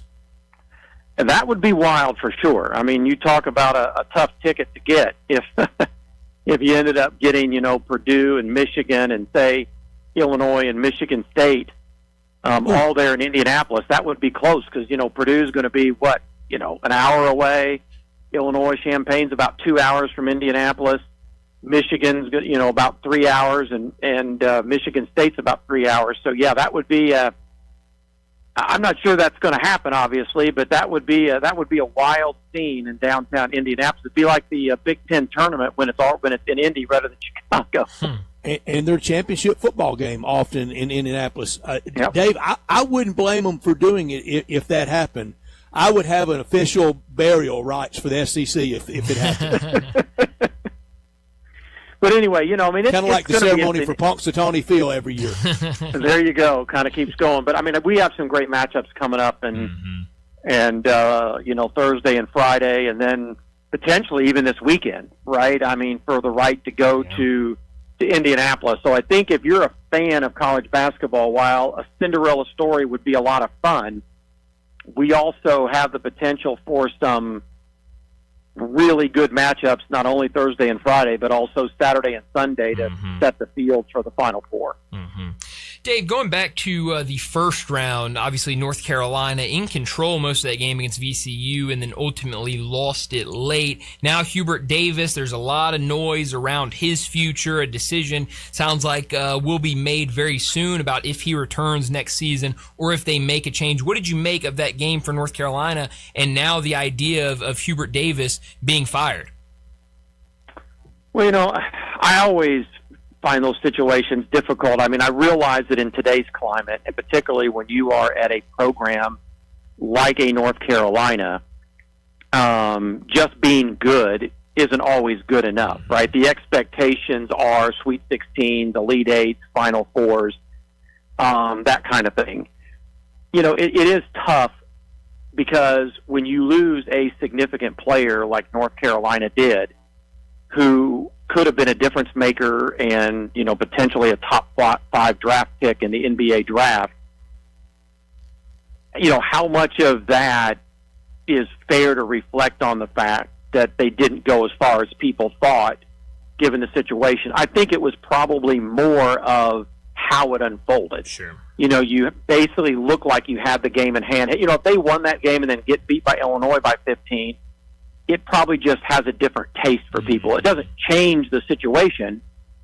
But yeah, and it's the same way with we're not there yet, but it's the same way with Mark Pope in Kentucky. I mean, both those guys went to those programs, so there's some equity there. But, those fan bases don't have necessarily long runways, if you will, for getting back to where they think they should be every single year. Yeah. No, it's definitely an interesting situation, especially depending on what type of decision they make over at North Carolina. But Dave, as always, thanks so much for joining us. Thank you, Dave. Enjoy these games this weekend, and we'll talk to you again next Monday. All right, sounds good. Thanks, guys. Enjoy it. And this time next week, we'll know who's going to the Final Four. That's right. We will. Thanks, we Dave. will. Thank you, Dave. Dave Allman, Bracket Guy Dave, with us every Monday since the Super Bowl, and it has been delightful. Here are the odds at betonline.ag for next North Carolina coach. 3-1, Todd Golding leading. 4-1, Mark Byington. 5-1, T.J. Otzelberger. 6-1, Nate Oates. 7-1, Dusty May. 8-1, Billy Donovan. 10-1, Sean May. You got to be kidding me. 11-1, Grant McCaslin. 12-1, Tommy Lloyd. 14-1, Scott Drew. 15-1, and I say it might as well be 10 billion to 1, Rick Pitino. Yeah, no, I do not see Rick Pitino. Sean May will be the coach before Rick Pitino is at North Carolina. Yeah, I did not know. News to me, Sean May is on staff at North Carolina. I just had to look up where in the world is he coaching right now, if he is on that list. I did not know he's on staff there. Yeah, Todd Golden, obviously the popular name with what he's done at Florida. And we talked about earlier, whoever, if the decision is made to not bring him back, it's going to be a who's who name. And so I'll be really curious to see kind of what direction they go, and if they're able to make a big swing and get one of these coaches to leave. Are we sure school. Davis is out? No, we're not. But I mean, it's. I think the fact that they're even entertaining it is what is getting everybody kind of okay. Let's take a look at this. You mentioned T.J. Otzelberger. That's an interesting name because I think it's been really interesting the way him and Matt Campbell, I know Matt Campbell now has taken the job at Penn State's left, but Matt Campbell was the coach that it felt like every offseason when there was kind of a big job opening, his name was out there. Go and Matt Campbell's done a great job at Iowa State. Go and get him, and he would never leave, and now he's left for Penn State. T.J. Otzelberger feels like the same type of thing. We've had some big openings with his name involved. He always stays at Iowa State, and so that would be really interesting if they do make a move, if he's a guy that they try to go after, what type of decision he makes. Obviously a really good thing going at Iowa State. Kentucky fans, this is all online, which you can find anything out there online. Kentucky fans talking next year, this time next year, Todd Golden. Even Kansas talking Todd Golden. North Carolina, Todd Golden. and the Florida fans come at them with all the fire they were coming at as they had Lane Kiffin hired. Yeah, well, and obviously what he's done, he's going to be the hot name for a lot of these jobs, and so I wonder what Florida would be able to put together to get him back, especially I going would up bet against he wouldn't those. get any of the three. Yeah, I have no idea. I think that. Whenever those jobs a little open, edgy for all three. He is. But I think he's one that they'll make a run at. But yeah, I don't know. I don't know what he would do if approached by any of those schools. And we talk so much about Hubert Davis, Mark Few. And edgy was a really nice word. Edgy is a very nice word to use. But Mark Few could be the next kind of big name, but that feels like next year. Nothing happening this year with him. But he'll be a name going into next season that a lot of people will watch very He's closely. turned down every one of those jobs at one time or another. Yeah, that's right. Yeah, he could have had 50 great jobs and stayed in Spokane. Yeah, no, you're right about that. No, it's going to be very, very interesting the rest of this offseason, then certainly going into next year. But it feels like North Carolina, the biggest one to keep an eye on. But let's get to another break. When we return, it'll be time for Big Number of the Day. You have opinions? I think it's over. Of course you do. I don't think it's that simple. Everyone does. I got all the answers. Hit us up on the Sissy's Log Cabin listener line at 360-8255. Guns, guns, and more guns. Over 700 firearms in stock. Home defense guns, old guns, new guns, used guns, big guns, little guns. Every gun you can think of, Classic Arms has them. All brands like Glock, Sig, Colt, Ruger, Smith & Wesson, Browning, Beretta, Benelli, Remington, Winchester, and more. Guaranteed lowest prices in town. Only gun importer in the Mid-South. Free gun inspections and appraisals and free bore sighting for the upcoming deer season. Shop online at ClassicArmsOfMemphis.com or visit Classic Arms at 1740 Germantown Parkway behind Corky's Barbecue in Cordova. Hey everybody, great news. All-Star Chevy right here in Olive Branch is hosting a huge truck month sale. Supplier prices for everyone. Save thousands. Nobody has more Silverados than All-Star. Today, you could drive home a new Equinox, Trailblazer, Trax, Blazer, or go big with a new Silverado HD and make no payments for 90 days. You're going to love no payments all through the spring and into the summer and financing as low as 1.9. And your good credit deserves it. Military and first responders, you get an extra $500 bonus. So test drive one of these barely driven, certified, or pre-owned All-Star Chevys. You're not going to find any more in the same place at the same time anywhere. Guaranteed. Tahoes, Suburbans, Chevy Express passenger van, tons of Silverados. Plus, bring any vehicle you want and sell it here at All-Star Chevy in Olive Branch and get the most money for it today. Together, let's drive. Don't miss the truck month sale going on now in Olive Branch at All-Star Chevrolet or go to allstarautogroup.com. Why does Progressive work hard for truckers? Because truckers unite the world. Truckers unite soccer moms and oranges. Truckers unite unbelievably scratchy carpets with 2-star hotels. Truckers unite capes with adults who watch too many wizard movies. But truckers can't do any of this if they're not on the road. That's why Progressive has over 360 heavy truck claims reps to help you get back on the road fast. Get a quote in as little as 8 minutes at progressivecommercial.com. Progressive Casualty Insurance Company and Affiliates. This is a special notice to U.S. taxpayers owing $10,000 or more to the IRS. Tax Relief Advocates is urgently notifying taxpayers that tax relief initiatives are now available that may significantly reduce or eliminate what you owe. If you are afraid of an IRS lien, levy, or wage garnishment, don't lose hope. You can now take advantage of these current relief programs to end all collections, reduce the amount you owe, and resolve your tax problem. Even if you have years of unfiled tax returns or already in a payment plan, you may still qualify for significant relief. Struggling taxpayers can now get the relief they need during these hard economic times. A hotline has been established by Tax Relief Advocates for you to call and see what you qualify for. They're A+ rated with the BBB and have over 1,000 5-star reviews. Don't wait. Call 800-575-7124. 800-575-7124. That's 800-575-7124. Or simply visit TRA.com. Now back to Sports Time on Sports 56 and 98.5 FM. This hour brought to you by Landers, Ford, and Collierville. Here once again are Brett Norsworthy and Bryant Dacus.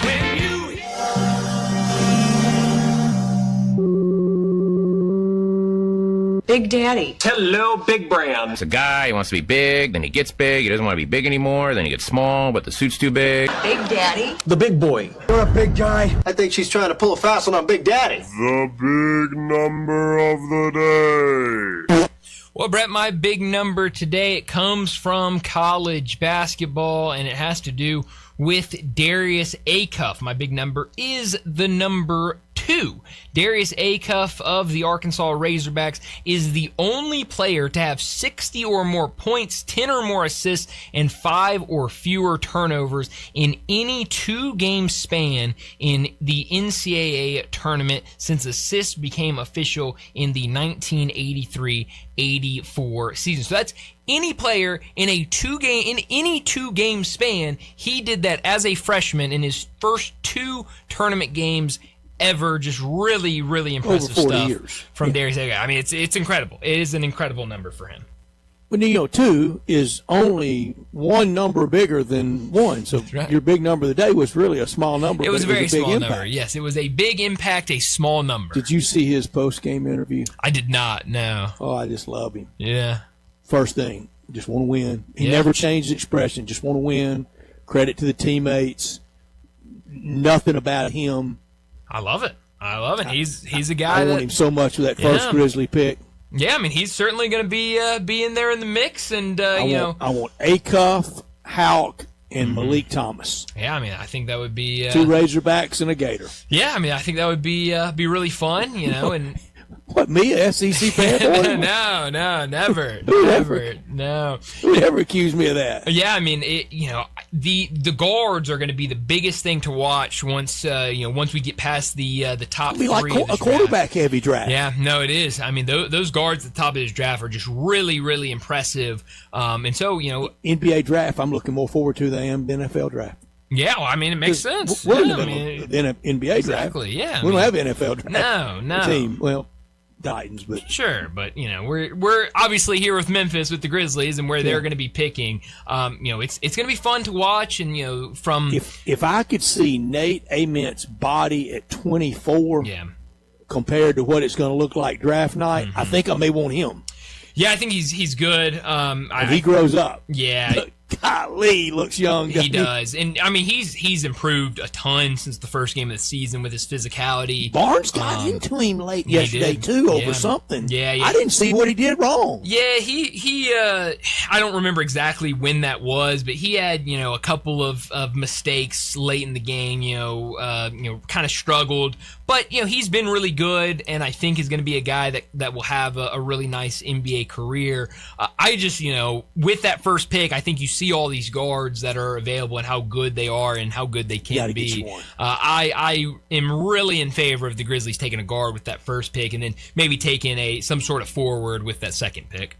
My big number was going to be 2, but I'm on the fly. I'll switch since you had it. Yeah. So I'm going to turn it around and I'm going to go 14. 14 of the Sweet 16. They've all been to at least one Final Four. With 2 exceptions, that was going to be. See the 2 I like that, yeah. And they're both pretty big football brands. You know which 2? No, I don't. Met in Peyton Manning's final college game at Tennessee and Nebraska. Wow. They've never been to a Final Four. No, they have not. I should have guessed that. 14, they have. Yeah, wow, that's really impressive. And Nebraska, they have a good opportunity to at least get to the Elite 8 and see what they can do after that. And then we'll see with Tennessee. Could be a tough task against Iowa State, but this Iowa State team banged up. They've looked good even with those injuries, but we'll see what it looks like in this Sweet 16 game. Brian, I swear I spent maybe too much of the weekend thinking this. If Ole Miss had gotten by Arkansas in overtime, I think they had a shot against Vandy, don't you? Yeah, sure. I mean, the way they were playing, I mean, why not? Could have won a game in the NCAA tournament, beat 2 Sweet 16 teams in Nashville after doing nothing all year. And that's the thing. That's the thing that holds me up from that is I don't know if they could. What was the real one? Yeah, like at any point it felt like, even with those wins, at any point it felt like that bubble was going to pop and they were going to revert back to what was happening in the season. So, if they had beaten Arkansas and beaten Vanderbilt, with all that layoff, they could have very easily reverted back to Utah. Sure, they could have reverted back in that first game and gotten blown out in the round of 64. So, that is an interesting question with how well they're playing in the SEC tournament. But we need to wrap up this second hour, get to another break, and when we return, we're going to talk some Grizzlies to Michael Cole, the Grizzlies beat writer over at the Commercial Appeal. He joins us next on Sports Time.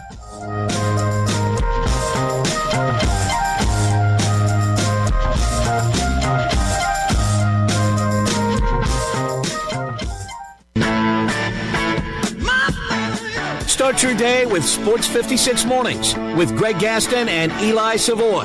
Weekday mornings from 7 to 10, right here on Sports 56 and 98.5 FM.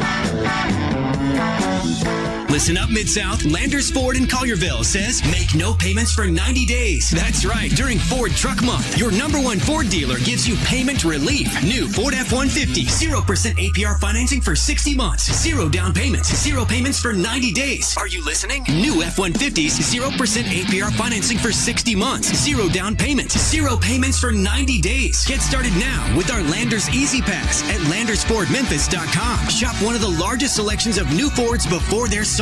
It's only once a year. Act now. 0% APR, 0 down payment, 0 payments for 90 days. There's 0 to pay to drive today. Landers Ford in Colliersville. If it doesn't say Landers, you paid too much. As reported on Board's 2025 Total New Vehicle Retail Sales Report, Memphis Market, with approved credit from Ford Credit. Minimum monthly payment of $1,667 per 1,000 finance, regardless of down payment. Interest accrues from inception. Example: 2025 Ford F-150 Lariat. VIN number 1FTFW5L8XSFB43528. MSRP $71,675. Ford bonus cash $1,000. Sale price $70,675. Based on 0% APR financing for 60 months. Price, tax, title, and $695 processing fee. See dealer for complete details. Offer ends 4/2/26. Since 1948, in the Alley, the Rendezvous. I'm with John Burgos. John, what's going on in the Rendezvous? Brett, there's some things about the Rendezvous I want to talk about. For example, we make it really easy to park. We have valet parking right at Monroe Street in our alley. We also want to make it easy for people to get to-go orders. You can now park in our alley right at our front door and put your flashers on. People also forget that we take reservations for 6 or more. And we have a wonderful party room upstairs that can accommodate people for rehearsal dinners, birthday parties, reunions, graduations. Our rooms seat between 25 and 275 people. And everything at the Rendezvous can be packed to go. Brett, we also do catering. See our menu online, and we can even deliver for groups of 15 or more. So if you have any questions, always feel free to call us at the Rendezvous because we answer our phone ourselves. You'll never hear, please listen carefully for our menu has changed. Press 1 for reservations, press 2 for hours, press 3 for catering, or if you know your party's 9-digit extension number and the first 3 letters of their mother's maiden name, dial it now. Come see us at the Rendezvous. Since 1948, the Rendezvous.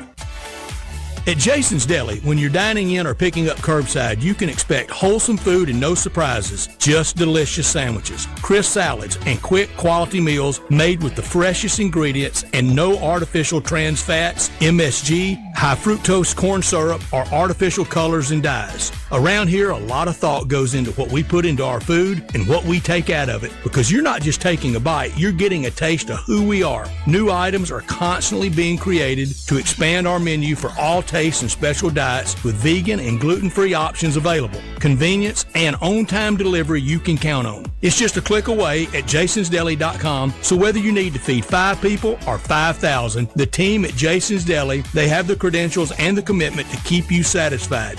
Freshness is nearby at Jason's Deli with locations at Ridgeway in the Park Place Center, Poplar and Highland, Germantown Road in Cordova, and on Goodman Road in Olive Branch. Jason's Deli. It's wholesome food and no surprises.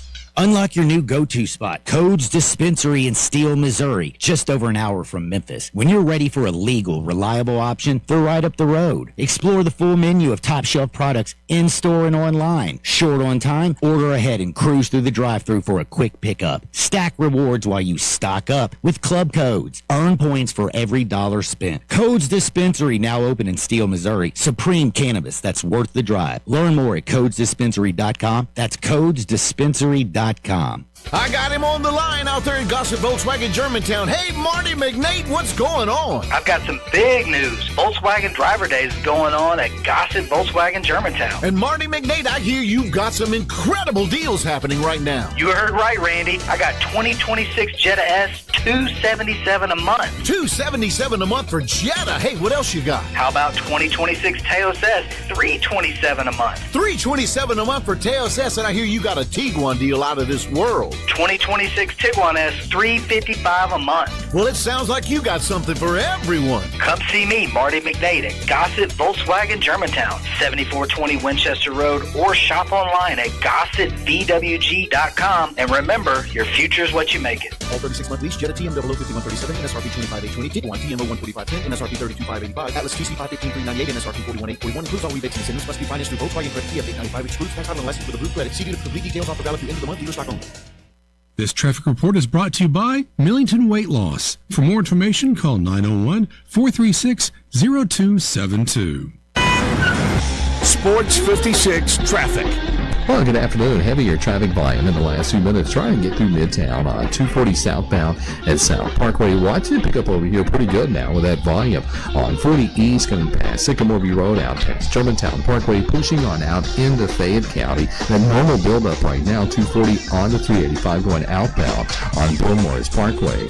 Hey, adopt an animal right now at the Humane Society of Memphis, Shelby County. They're all listed on their website at memphisHumane.org. I'm Commander Chuck with your on-time traffic.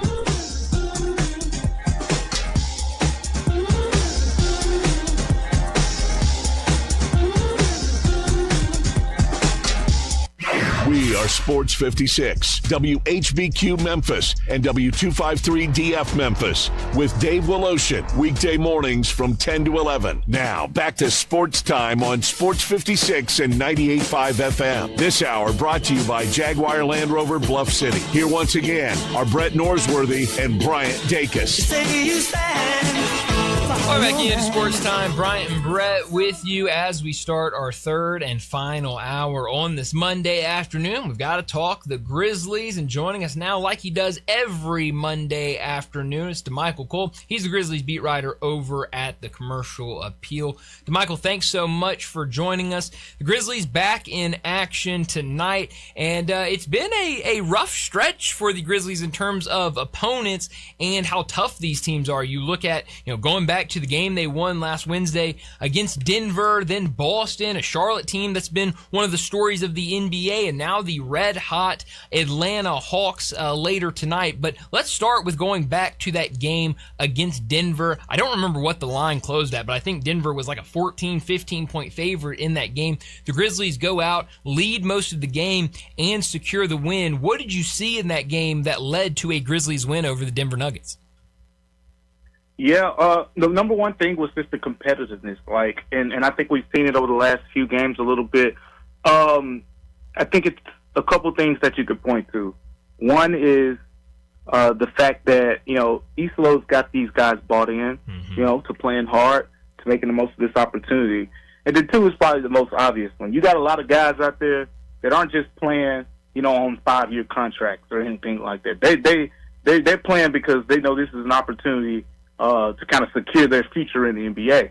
So they're not going to go out there and coast, right? They're not going to go out there and be too cool because you don't know if there's going to be another opportunity after this. They got a lot of guys, it's just being honest, they're playing for the future of their career. So they're going to go out there. They're going to play hard. They're going to buy in because, this is big time for their career. So, yeah, they've just been playing really hard, man. And to get more into it, with Jokic, he's so tough to guard and whatnot. But the Grizzlies in the last two times that they played him, right? He had 9 turnovers in the matchup a couple, two games ago against the Grizzlies. And then in this one, I think he had 10 turnovers. So you look at that situation and kind of, how it happened and why it happened.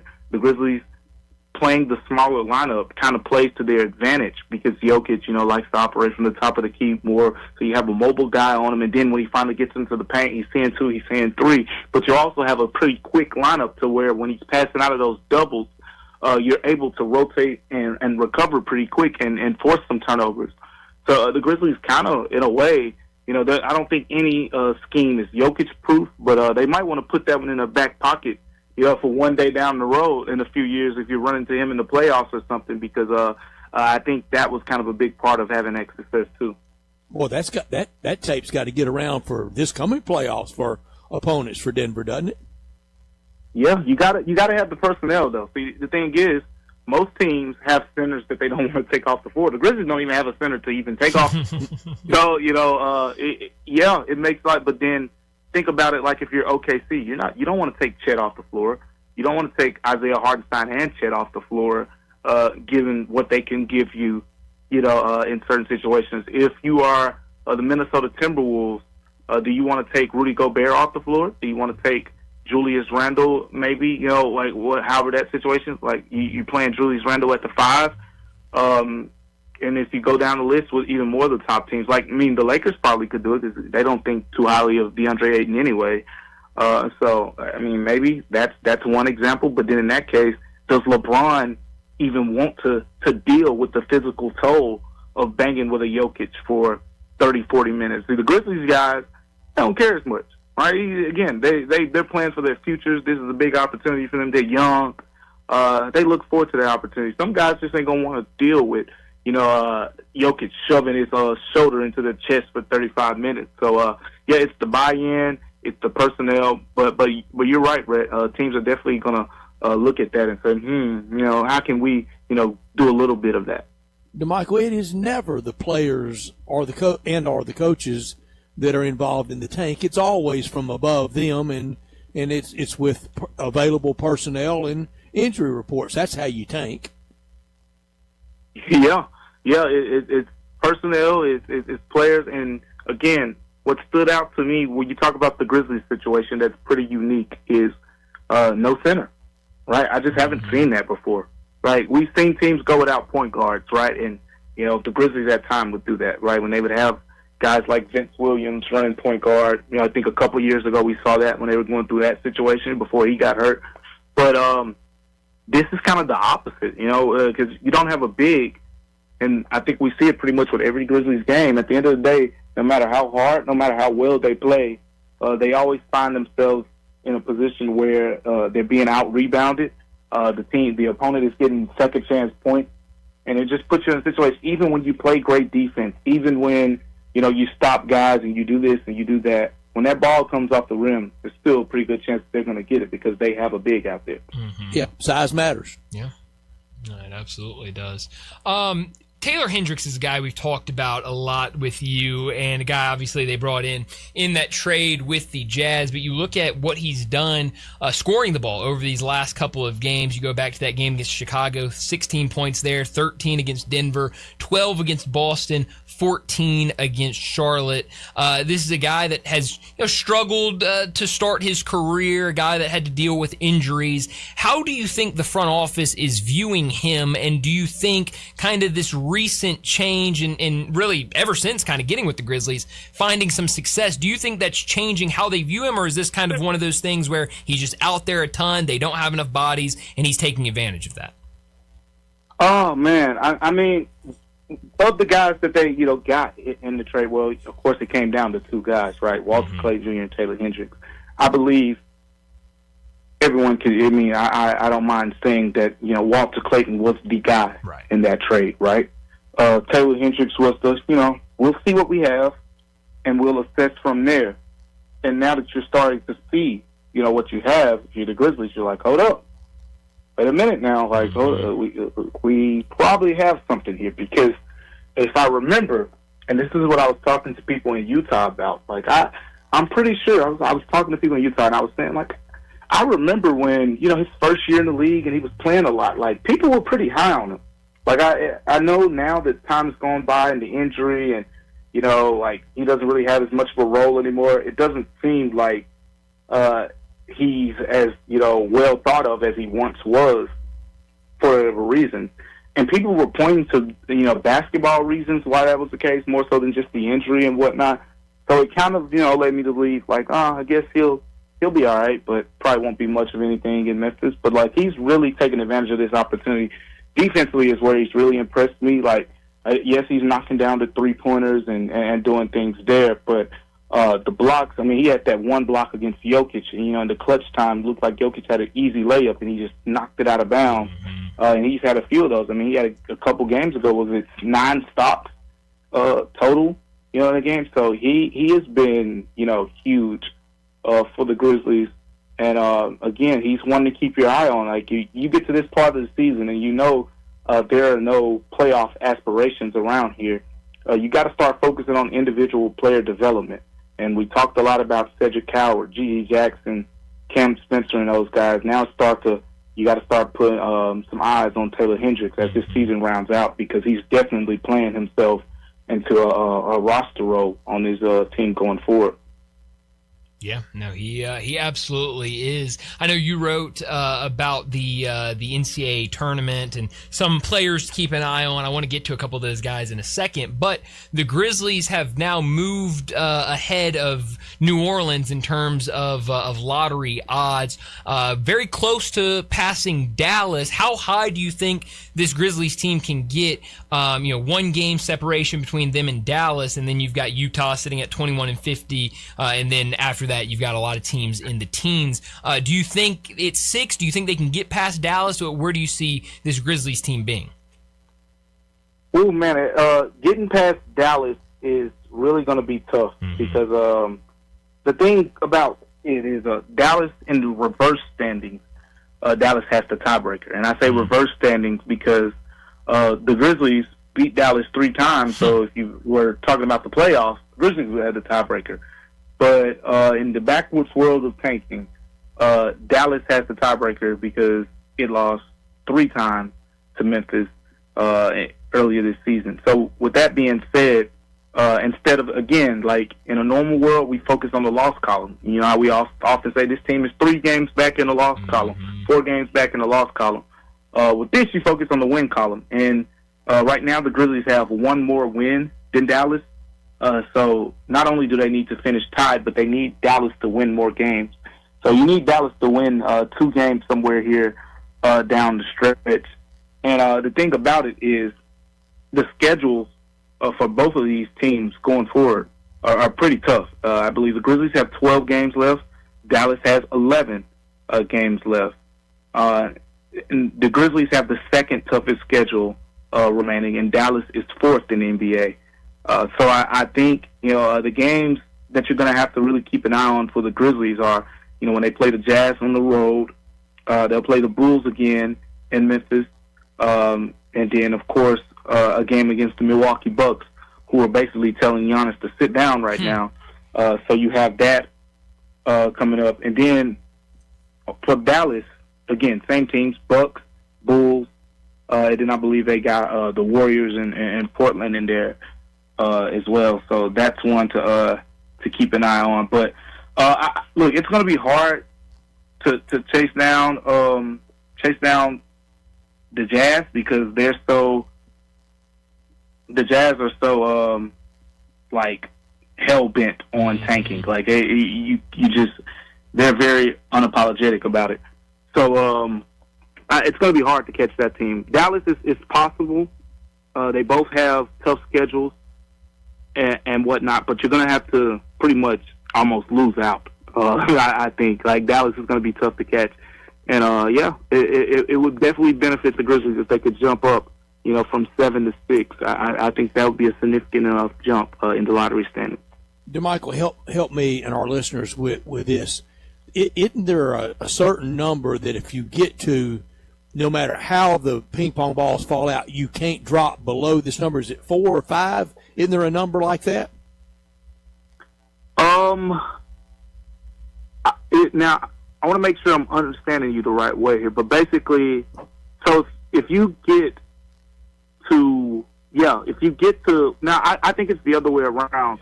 Like if you're at 5, 6, or 7, you can't go up unless you go into the top 4. Okay. So, like if you're at 7, for example, you can't get the 6th pick. You can't get the 5th pick. You can only jump into the top 4. And then the teams in the top 4 can go down anywhere. They can go to 5. They can go to 6. They can go to 7. And, of course, the odds vary on how far they can go down by each, team. Like if you're at 1, obviously you're not going to be able to go all the way down, like some like teams at 4 or 5. So, I think that answers your question. Like, basically, the Grizzlies right now, with them being at 7 to focus in, they can't pick 6th, they can't pick 5th. They only can jump up into the top 4, or they can go down to 8, 9 in that range.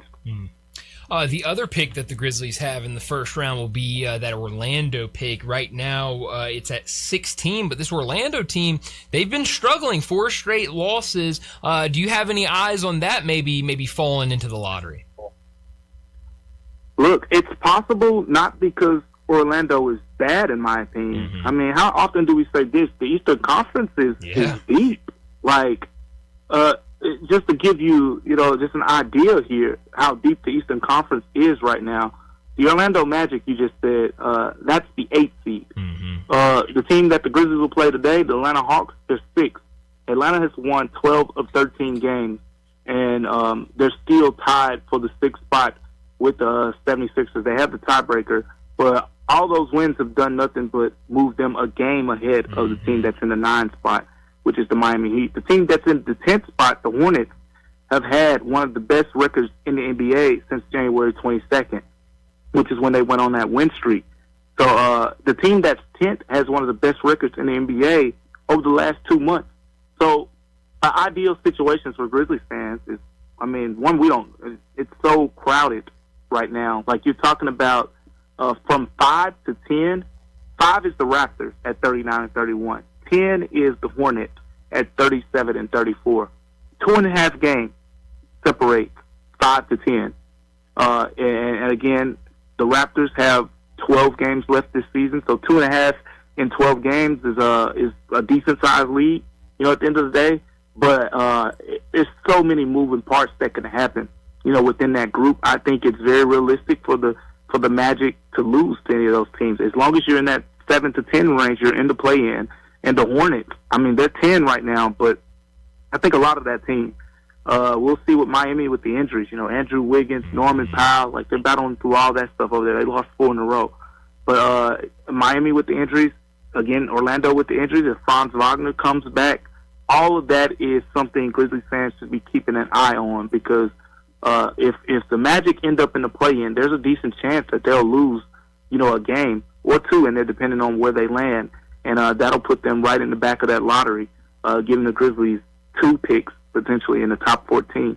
So this weekend, who did Grizzlies general manager DeMichael Cole watch an NCAA tournament play and dream of maybe being Grizzlies commercial appeal beat writer DeMichael Cole writing about someday? Woo! Well, I tell you, I watched a lot of those guys, and I did too. And I dreamed. Yeah. A-Cuff was phenomenal, but that's nothing new. AJ DeMantle was phenomenal as well. But I'm gonna weave around here. I'm gonna take a little different route to one. Darren Peterson, his performance over the totality of the 2 games concerned me a little bit. But if I'm a Grizzlies fan, I'm saying, keep on putting those narratives out there against him. Keep on putting, because this is the guy who was nearly after, maybe in late November, was almost a consensus for the number 1 pick. As good as AJ was playing and whatnot, everyone was bought in on the 2-way potential of Darren Peterson. But then, of course, he misses some games, the hamstring problems. People start to question, keep putting those narratives out there. I don't think he really did himself a lot of favors in those 2 games. I didn't think he played bad, but it just wasn't the wow factor that we're used to seeing. So you talk about someone who potentially, like if the Grizzlies jump into the top 4, and I think we've always thought if they are at 4, and it's going to be Caleb Wilson or someone like A-Cuff or Kinston Flemings, something like that. Like with the way that people are talking about Darren Peterson right now, it's like some teams are scared to touch him. And if I'm the Grizzlies, I'm saying, please be scared, because that's how you end up in the year Jason Tatum ends up going number 3, in a draft, and that type of thing happens. Or, I think we've seen that just play out, a couple years where they say, this guy has these type of questions, and then he ends up being, the unanimous choice, for the best player coming out of that class. I think that's something to keep an eye on as this situation plays out. We've seen it a couple times, over the last few years. But DeMichael, I'm with you. It was very, very sound how you presented that. But this is where I am, and I think I speak for. We don't want to touch him, Brett.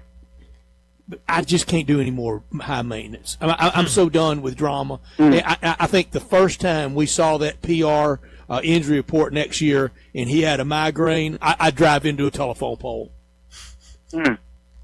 I get it. Especially there's Grizzlies trauma with the injuries and things like that. But here's my thing. This is where I stand, and this is what I'm going to write about this a little bit more as we get into it. I think if you're the Grizzlies, no matter what you do in this draft, you have to swing for the fences. This is not the draft to play it safe. You've put it out there. You're going in a different direction within the organization. You've also put out there that this rebuild won't take long. You know how this rebuild won't take long? You got to knock this pick out the park. You can't. Right. If you go, hey, we want to get a guy that's a safe pick just to say we made a good pick and we didn't make a bad pick. Safe doesn't get you championships. Safe gets you to the playoffs and get you in the playoffs. You're talking me into it, DeMichael. But I'm ready. The old saying, if you're scared, say you're scared. I'm saying I'm scared. Yeah. You got to risk it to get the biscuit. Yeah. That's what you got to risk it to get the biscuit. And look, the Grizzlies have done it before, right? Zaire Williams, super risky pick. He was a 5-star recruit, tantalizing talent. It didn't work out. So there are examples. It can backfire against you. Like I'm not saying it's like this is the optimal route to go. I just know from a team building standpoint, if it's me, I'm saying, hey, we got Cedric Coward. That's a pretty safe player that's going to be a good player. Zach Edey, if he's healthy, pretty safe bet that he's going to be a good player. We need a number one. Those guys are good complementary players. We need someone we can get the ball to 10 seconds and say, go win this game. And Darren Peterson can be that. Yeah, no, I think you're definitely right. If he's there, I certainly don't want to be the general manager the dice, saying, yeah, look, that talent, I don't want to be the general manager that passes on him and then you look up in 5 years and he's the best player in the NBA. I just, I don't know if I can do that. But I understand. I've heard so many First time he missed a game over a hangnail. Brett, I've heard so many people that have the same exact reaction as you. I completely get that. But it's going to be interesting. There's going to be a lot of really, really good prospects there for the Grizzlies whenever they're drafting. But DeMichael, as always, thanks so much for joining us. Enjoy your week, and we'll talk to you again next Monday. All right, take care, guys. Thanks, DeMichael. DeMichael Cole joining us to talk the NBA. And speaking of the mock drafts and different things, I just saw this on Twitter a little bit ago that there was, and I thought I saved it, I guess I didn't, but there was a general manager that told somebody, I can't remember now who it was, with ESPN, that their top 3 now includes Darius Acuff. As in terms of their kind of big board, Darius Acuff. Welcome to the party. What's he been waiting on? That's a really good point. You've been there for a while, Brett. I dare say I was first. Yeah, no, you have. It's been a while that you have been on Darius Acuff and wanting him as a Grizzly, and not for this reason. This is not the main reason. It's way down ballot even. I think it would sell a few tickets of Razorback local SEC fans. Yeah. You don't do it for that, but I think with taking it. Sure. Now, in fairness, through the years, we've all, I remember day one, well, maybe not day one, maybe not Pyramid, but certainly it was a lot of this. Well, when I get to FedEx Forum, I'm going to buy season tickets. I had buds, Little Rock, Oxford, that did that. 2 or 3 years of that plays out. You realize, man, Tuesday night leaving Little Rock at 4:30. Oh yeah, or earlier tough for a game, and then getting home at whatever. And so you don't do it for that. Main reason you do it is what I see out there. Yeah, no, and I think you're going to. If you're the Grizzlies, no matter where you're drafting, I think you're going to be able to take at least one guy, potentially a couple guys that, just the name alone and kind of the potential alone will sell a lot of tickets. There's so many fun things around this draft. Not only of the who to take, but the debate of point guard first, bigger player second. Not a big, but bigger player, or bigger player wait on point guard? Yeah, no, it's a really good question, and we were talking about that earlier. I love these guards at the top of the draft, so I'm very much in the mode of draft a guard first, and then figure out who you're going to do.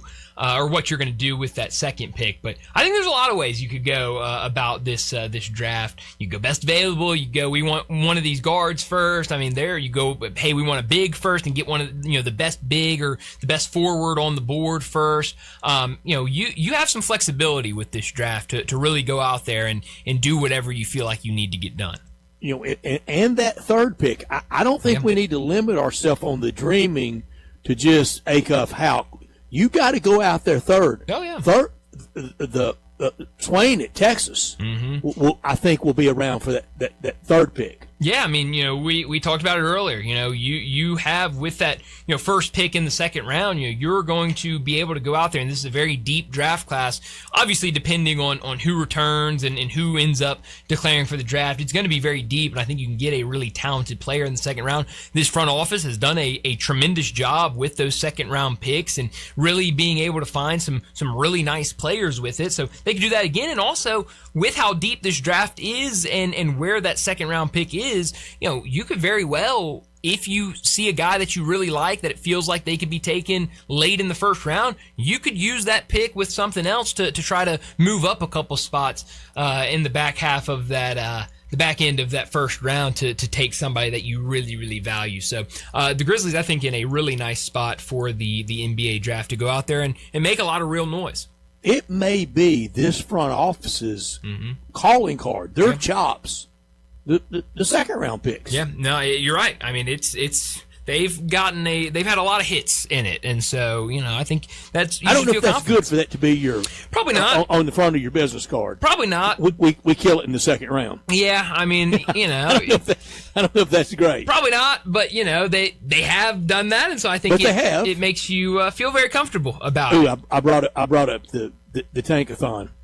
31st, Malachi Moreno. 32nd, Dalen Swain.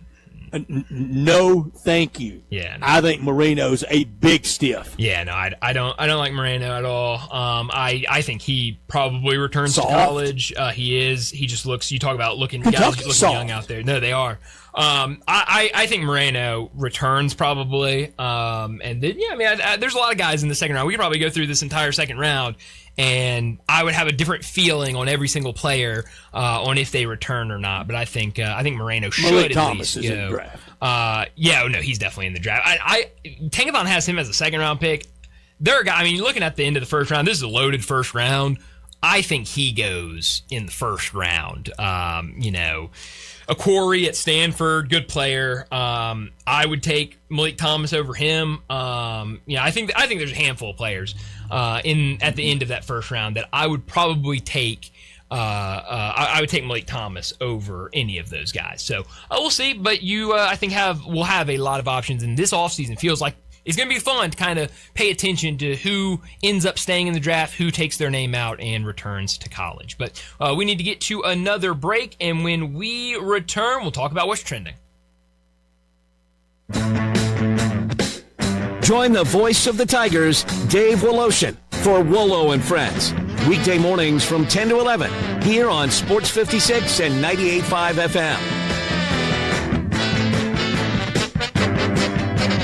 Sometimes I wish I had a gun. Well, I'm armed, but before I bought one, I still went to Top Gun Academy to learn to protect myself without a gun. How is that possible? Top Gun's personal protection training. It's perfect if you want to protect yourself without firearms. I don't know. And it's perfect if you feel the need to carry a gun for self-defense, because the last thing you really want to do is shoot. That is scary. Not at Top Gun. It's very comfortable, and you learn to load, handle, and shoot a handgun safely. Protect yourself. Go to Top Gun Academy. They're at 2770 Witten Road. Hey everybody, great news. All-Star Chevy right here in Olive Branch is hosting a huge truck month sale. Supplier prices for everyone. Save thousands. Nobody has more Silverados than All-Star. Today, you could drive home a new Equinox, Trailblazer, Trax, Blazer, or go big with a new Silverado HD and make no payments for 90 days. You're going to love no payments all through the spring and into the summer, and financing as low as 1.9. And your good credit deserves it. Military and first responders, you get an extra $5 $500 bonus. So test drive one of these barely driven, certified, or pre-owned All-Star Chevys. You're not going to find any more in the same place at the same time anywhere. Guaranteed. Tahoes, Suburbans, Chevy Express passenger van, tons of Silverados. Plus, bring any vehicle you want and sell it here at All-Star Chevy in Olive Branch and get the most money for it today. Together, let's drive. Don't miss the Truck Month sale going on now in Olive Branch at All-Star Chevrolet, or go to allstarautogroup.com. $5,000. That's the average amount of money people in the U.S. are now spending on gas in a year. $5,000. That's crazy. If you drive, you have to download Upside, the free app that gives you cash back every time you get gas. That's right. You can earn real cash back with Upside just by buying the gas you're already buying. You can literally start earning cash back today. I use Upside every time I fill up, and I've already made around $300. You're putting gas in your car anyway. Why not get real cash back? If you like free money,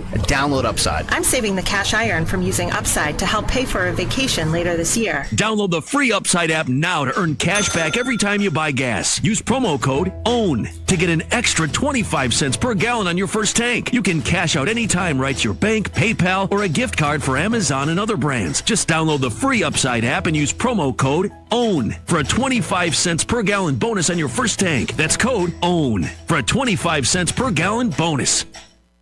Mercedes-Benz Van Center Memphis has serious vans for serious work. At 4430 American Way, they are the Mid-South source for cargo, passenger, crew vans, and custom chassis. Need one or a full fleet? New or used? They've got it with fleet solutions and custom upfits. Certified techs keep you moving with fast maintenance, repairs, and a large parts inventory. Mercedes-Benz Van Center is your Sprinter Van headquarters. 901-237-9302 or sprintervans.com. Mercedes-Benz Van Center Memphis, part of the Tag Truck Center family, driven to keep you on the road.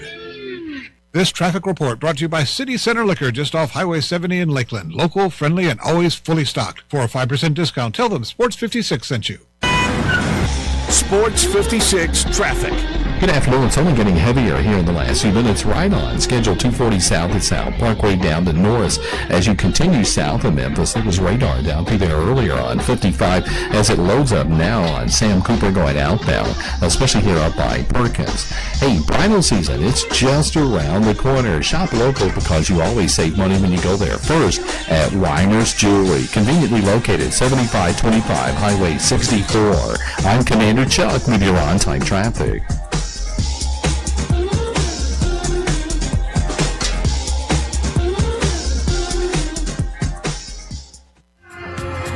Now, back to Sports Time on Sports 56 and 98.5 FM. This hour brought to you by Jaguar Land Rover Bluff City. Here once again are Brett Norsworthy and Bryant Dacus.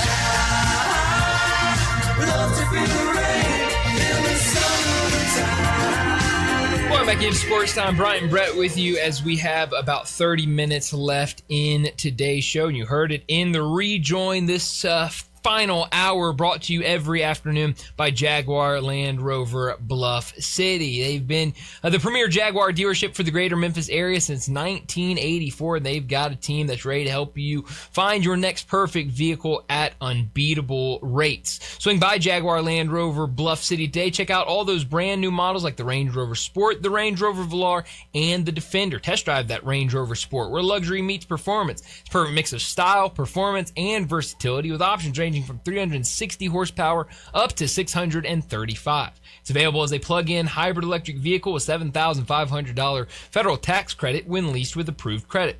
Take a look at the Range Rover Velar, powered by mild hybrid technology, enhanced with the latest well-being features and fully connected entertainment system. The Range Rover Velar is the ultimate luxury compact crossover. Purchase yours today and get special 4.4% for 72 months financing available with approved credit. And don't forget about the Defender, available in multiple models to fit your needs. The Defender is built for the modern explorer, and Jaguar Bluff City is offering special interest rates for 60 and 72 months on various models. Give them a call, 877-259-6169. Go online, jaguarbluffcity.com. Head out there, test drive these vehicles. 6335 Wheel Cove, just off of Quince, for Bluff City Jaguar. Well, Brett, we've talked a lot of basketball this afternoon, but news out of St. Louis, J.J. Weatherholt has made the opening day roster for the St. Louis Cardinals. He will no longer wear number 77. He will wear number 26, and he'll be in the lineup in the first game of the season Thursday against the Rays. Trying to think of great Cardinal number 26 and not much coming to mind. No, but hey, that's he can make a name for himself with number sure 26. How about Rookie of the Year? We'll do baseball picks. Yes, he might be my National League Rookie of the Year. He could. I mean, the way you've been posing it feels like you're going to be very high on the Cardinals this year. You got a good feeling about them. The Vegas over and under has dropped from 71 to 69. That's wins. Yeah, I'll take the under on that, even with you it will. dropping. I won't. My predictions will reflect it. All right, well, we'll get to those predictions here in a couple of days. As season starting on Wednesday, only one game on Wednesday will be the Yankees and the Giants. That game, a Netflix-only game, and then on Thursday, we'll get the full opening day for everybody. I believe a couple games on NBC that Thursday. So it'll be a fun week of baseball. And everybody's starting to figure out where they can find it, and it's pretty easy to find. And you're going to have it. We'll all find it. Oh yeah, no, I mean it's we did it with the NBA, and theirs was very easy. And now Major League Baseball, you're just seeing a lot of changes around the landscape of television and these broadcasting partnerships and deals, and a lot of new deals over the last couple of years. It feels like the NFL just continues to add different outlets, mainly streaming, and all of these leagues implementing some sort of streaming aspect with their broadcasts. And so, MLB, it's going to be a little different. And obviously with the regional networks going under, it's going to make it a little more difficult. But yeah, this is the week where everyone's going to be trying to figure out, all right, where can I watch this game? Where can I watch that game? How can I get my Major League Baseball? There's a lot of options for American League rookies of the year. In a couple of different A's, athletics. Yeah. No, the A's they've done it with the prospects, and kind of they've gone out and brought guys in that have turned into big time prospects. But they got a handful of them in that Mason Miller deal last season that have now turned into top prospects in their organization. A couple other trades they've made that have brought in some really nice prospects. So they're kind of out there in limbo with what the future looks like, and when can they get to Vegas. But they've got some really fun young players, and they'll be a team that you saw the improvement last year, and should be a team that you continue to see some improvement from. Speaking of Vegas, from betonline.ag, the odds for MOP of the Final Four. Oof. Well, this is listed as NCAA tournament MOP, but it most always is. Right. I don't think ever in the tournament has it been. I mean, it's just Final Four. It's not somebody that had a good tournament that got beat in the regionals. I don't know why they list it like that. Anyway, Cam Boozer has the best odds, plus 425. That's 17-4. Yaxel Lindenborg, 7-1. Braden Berry's 10-1 with teammate Jaden Bradley at 10-1. Berry's is one of those guys, if the Grizzlies wanted to go big first, point guard on the ball second, he could be one. Kingston Fleming's 12-1. Mara from Michigan, 12-1. Morris Johnson, Michigan, 12-1. Braden Smith, 18-1.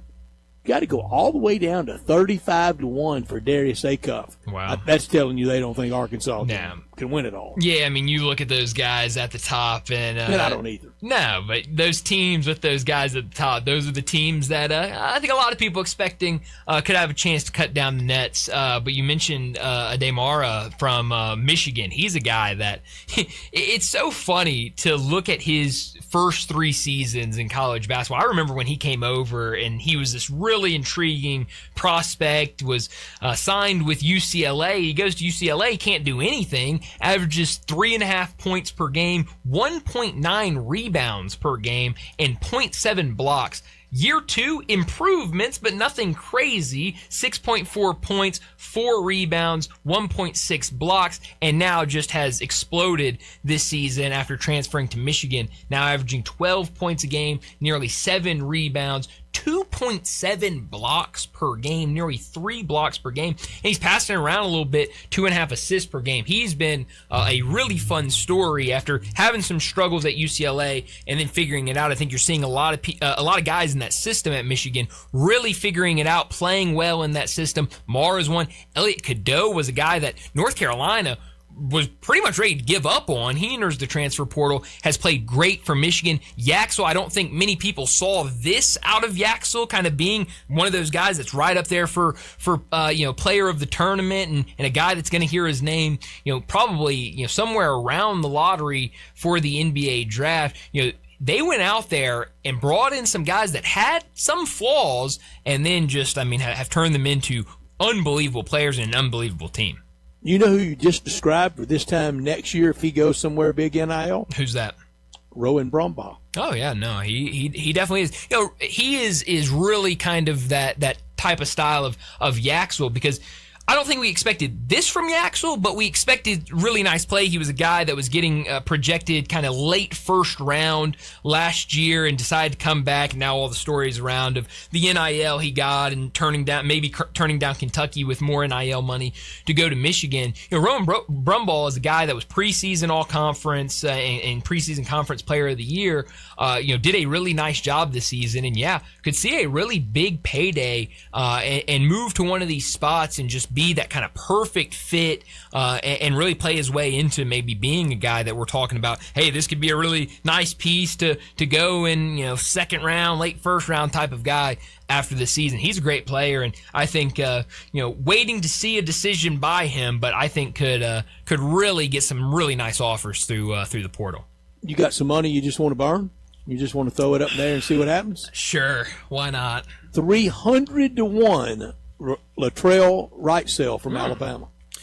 Yeah, that's another one where it just feels like that's Vegas telling you they don't expect Alabama to go out there because he's beat Michigan, beat Tennessee or Iowa State. That's tough. That's really tough. Purdue that comes out. Yeah, that's not that is almost none of that's happening. No, not at all. But yeah, it is. You can see. You like my fifth Sunday in March. I love that. That would be a lot of fun. And yeah, I had a. It's famed. Coffee table famed. Books out there everywhere. They're getting written. Yeah, on every desk in every lawyer's office in East Tennessee. I have a buddy that is an Alabama fan, and he texted. I think it was this morning, and he was like, "I just thought about the possibility of playing Tennessee in the next round," and I was like, "Yeah, no, that'd be interesting. It'd be something." He's like, "I just never even thought about both these teams getting this far, but here we are. One game stands in the way of that for both these teams." What about Alabama, the only member of the Sweet 16 that was also a college football playoff team?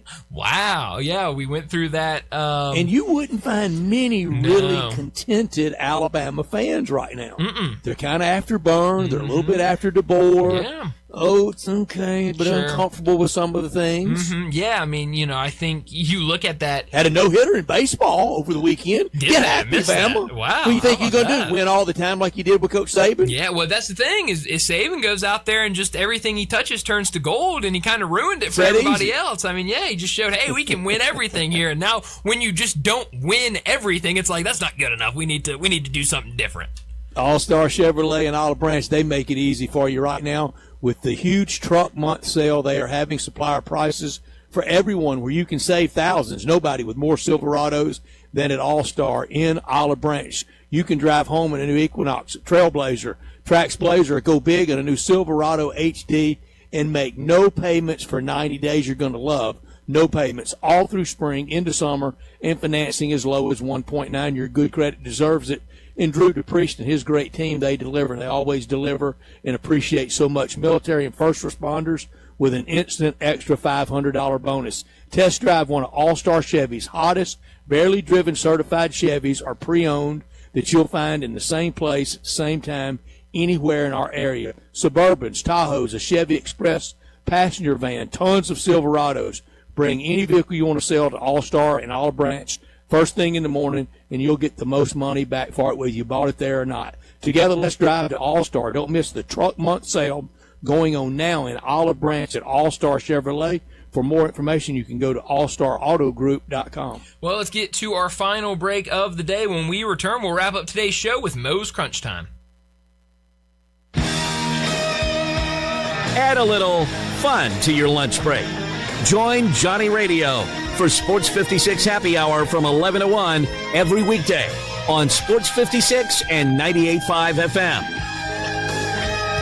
Cleanliness is next to impossible unless you call High-Low Commercial Services. For 15 years, High-Low's dedicated team has been cleaning offices throughout the Mid-South. High-Low's janitorial services are customized to your business. Clean once, quarterly, or ongoing, and get the JRD guarantee. We clean until you're satisfied. High-Low Commercial Services, the biggest and the best in the Mid-South. Visit MrCleanTeam.com. That's MrCleanTeam, MrCleanTeam.com for High-Low Commercial Services. Hey everybody out there, Walker Taylor with Germantown and Collierville Commissary. Football season is upon us. Nothing better for your next tailgate party than a barbecue buffet spread provided by the Germantown or Collierville Commissary. Catering, self-serve or full, is a specialty of ours. No party too small, no party too large. You can check out our pricing and the items we feature at commissarybbq.com. Holidays will be upon us soon. At our Collierville location, we have a party room for 30 up to 100, perfect for family, business, or church functions. We also have a patio at the Collierville location, perfect in the fall for enjoying football and eating barbecue. Monday through Friday at the Collierville location, we also offer an all-you-can-eat buffet featuring barbecue pulled pork, ribs, fried chicken, and catfish. Each location also offers a $10.95 lunch special, a sandwich, a side, and a drink. Please come visit us at the original in Germantown by the railroad tracks or our new location in Collierville at Houston Levy and Poplar. And as always, go Tigers go. Hi, this is Troy Fiveash, owner of Fiveash Roof Services. Do you know what Penny Hardaway and I have in common? We should both be in that building celebrating the best basketball players of all time. Of course, I'll have to buy a ticket to get in, but he should already be there. But seriously, we both surround ourselves with the best people we can find. We work hard to achieve our goals, and we are both among the best in our respective fields. At Fiveash, we can't win titles or get national awards, but what we can and do strive to do is give 100% of ourselves to give you the best product possible and one you can be proud of. So if you need a roof, siding, or gutters, give us a call at 901-367-0050, and we will do everything we can to provide you the best of everything. Fiveash Roofing.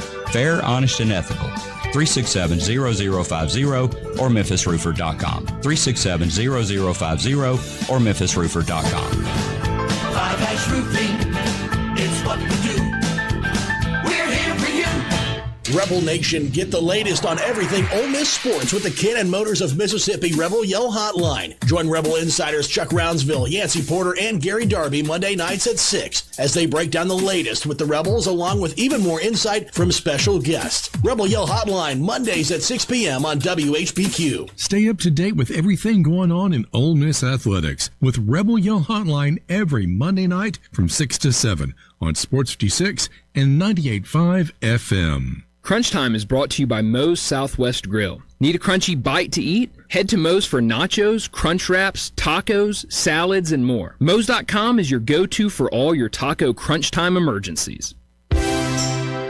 Now, back to Sports Time on Sports 56 and 98.5 FM. This hour brought to you by Jaguar Land Rover Bluff City. Here once again are Brett Norsworthy and Bryant Dacus. This is pretty cool, and we're just getting started.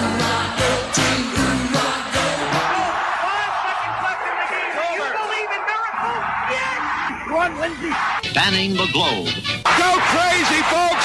Go crazy! This game has always been called the world's greatest cocktail party. Do you know what is going to happen here tonight? This is for all the biggest crunch time. You are looking live. In your life have you seen anything like that? Crunch time between the hedges. The ball game is over, and Memphis has its first win in 16 tries. Its first win ever against its fierce in-state rival Tennessee. Goodbye! It's obviously crunch time.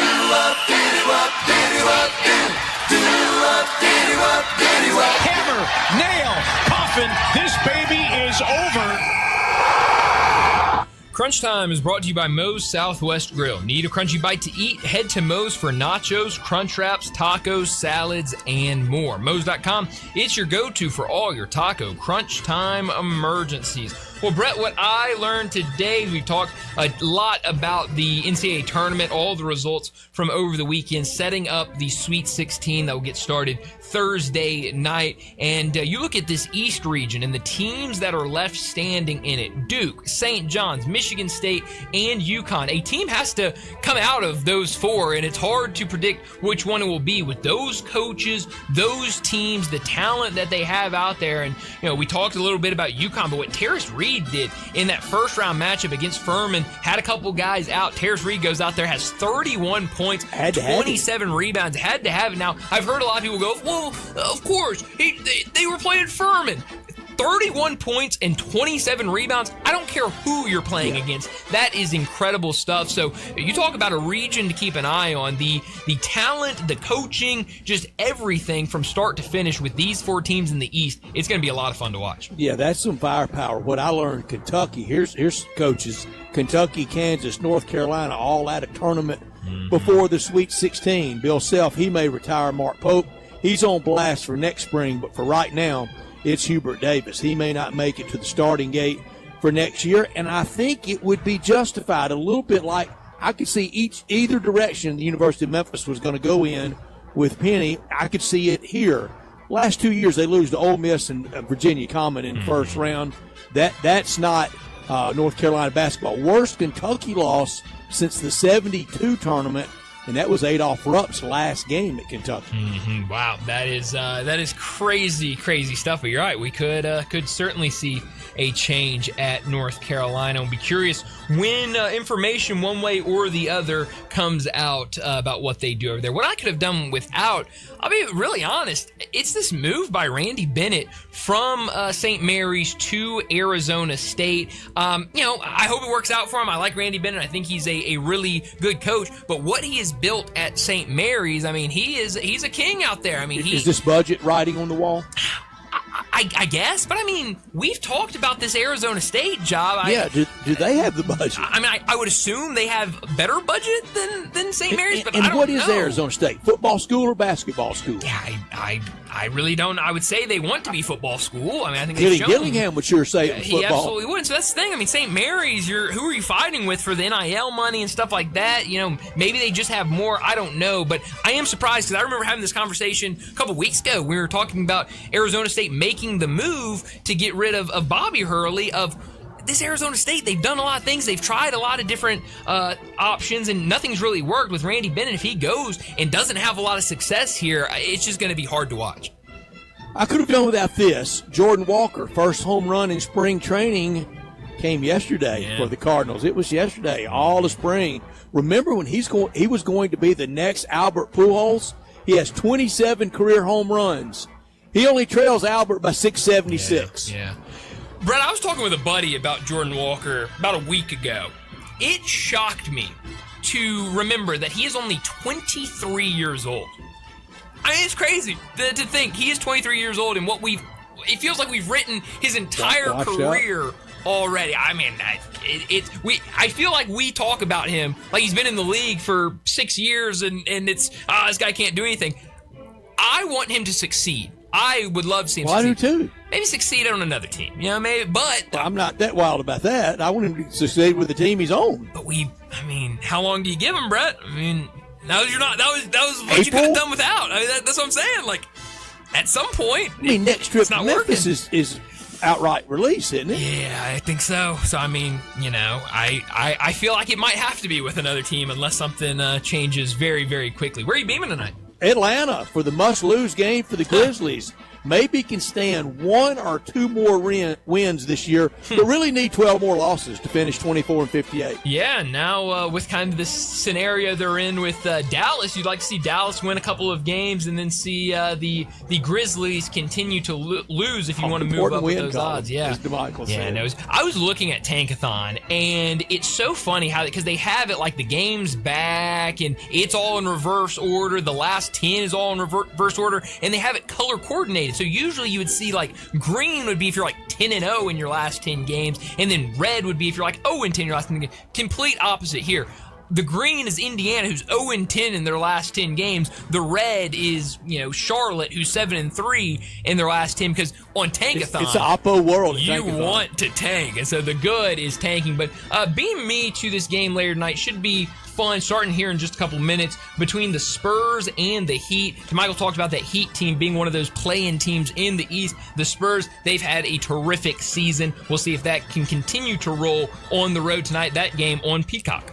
Lakers in Detroit, they've met 3 times in the NBA Finals, with Detroit taking the title in 89 and 2004. Lakers won it in 88 tonight in Motown. Also, go Dallas at home against Golden State. That's a very winnable game for Dallas, especially at home. Maybe they can get Golden it done. State going the wrong way. They really are. That's the other game on Peacock tonight. So a couple Peacock games, but it's going to be a lot of NBA, really. The only thing going tonight is a couple of spring training games around Major League Baseball as they're starting to wind down to get ready for the regular season. But a lot of NBA tonight should be a lot of fun to watch, including Grizzlies at Hawks getting started in about 30 minutes. But that's all the time we have. Enjoy the rest of your night. We'll talk to you again tomorrow afternoon.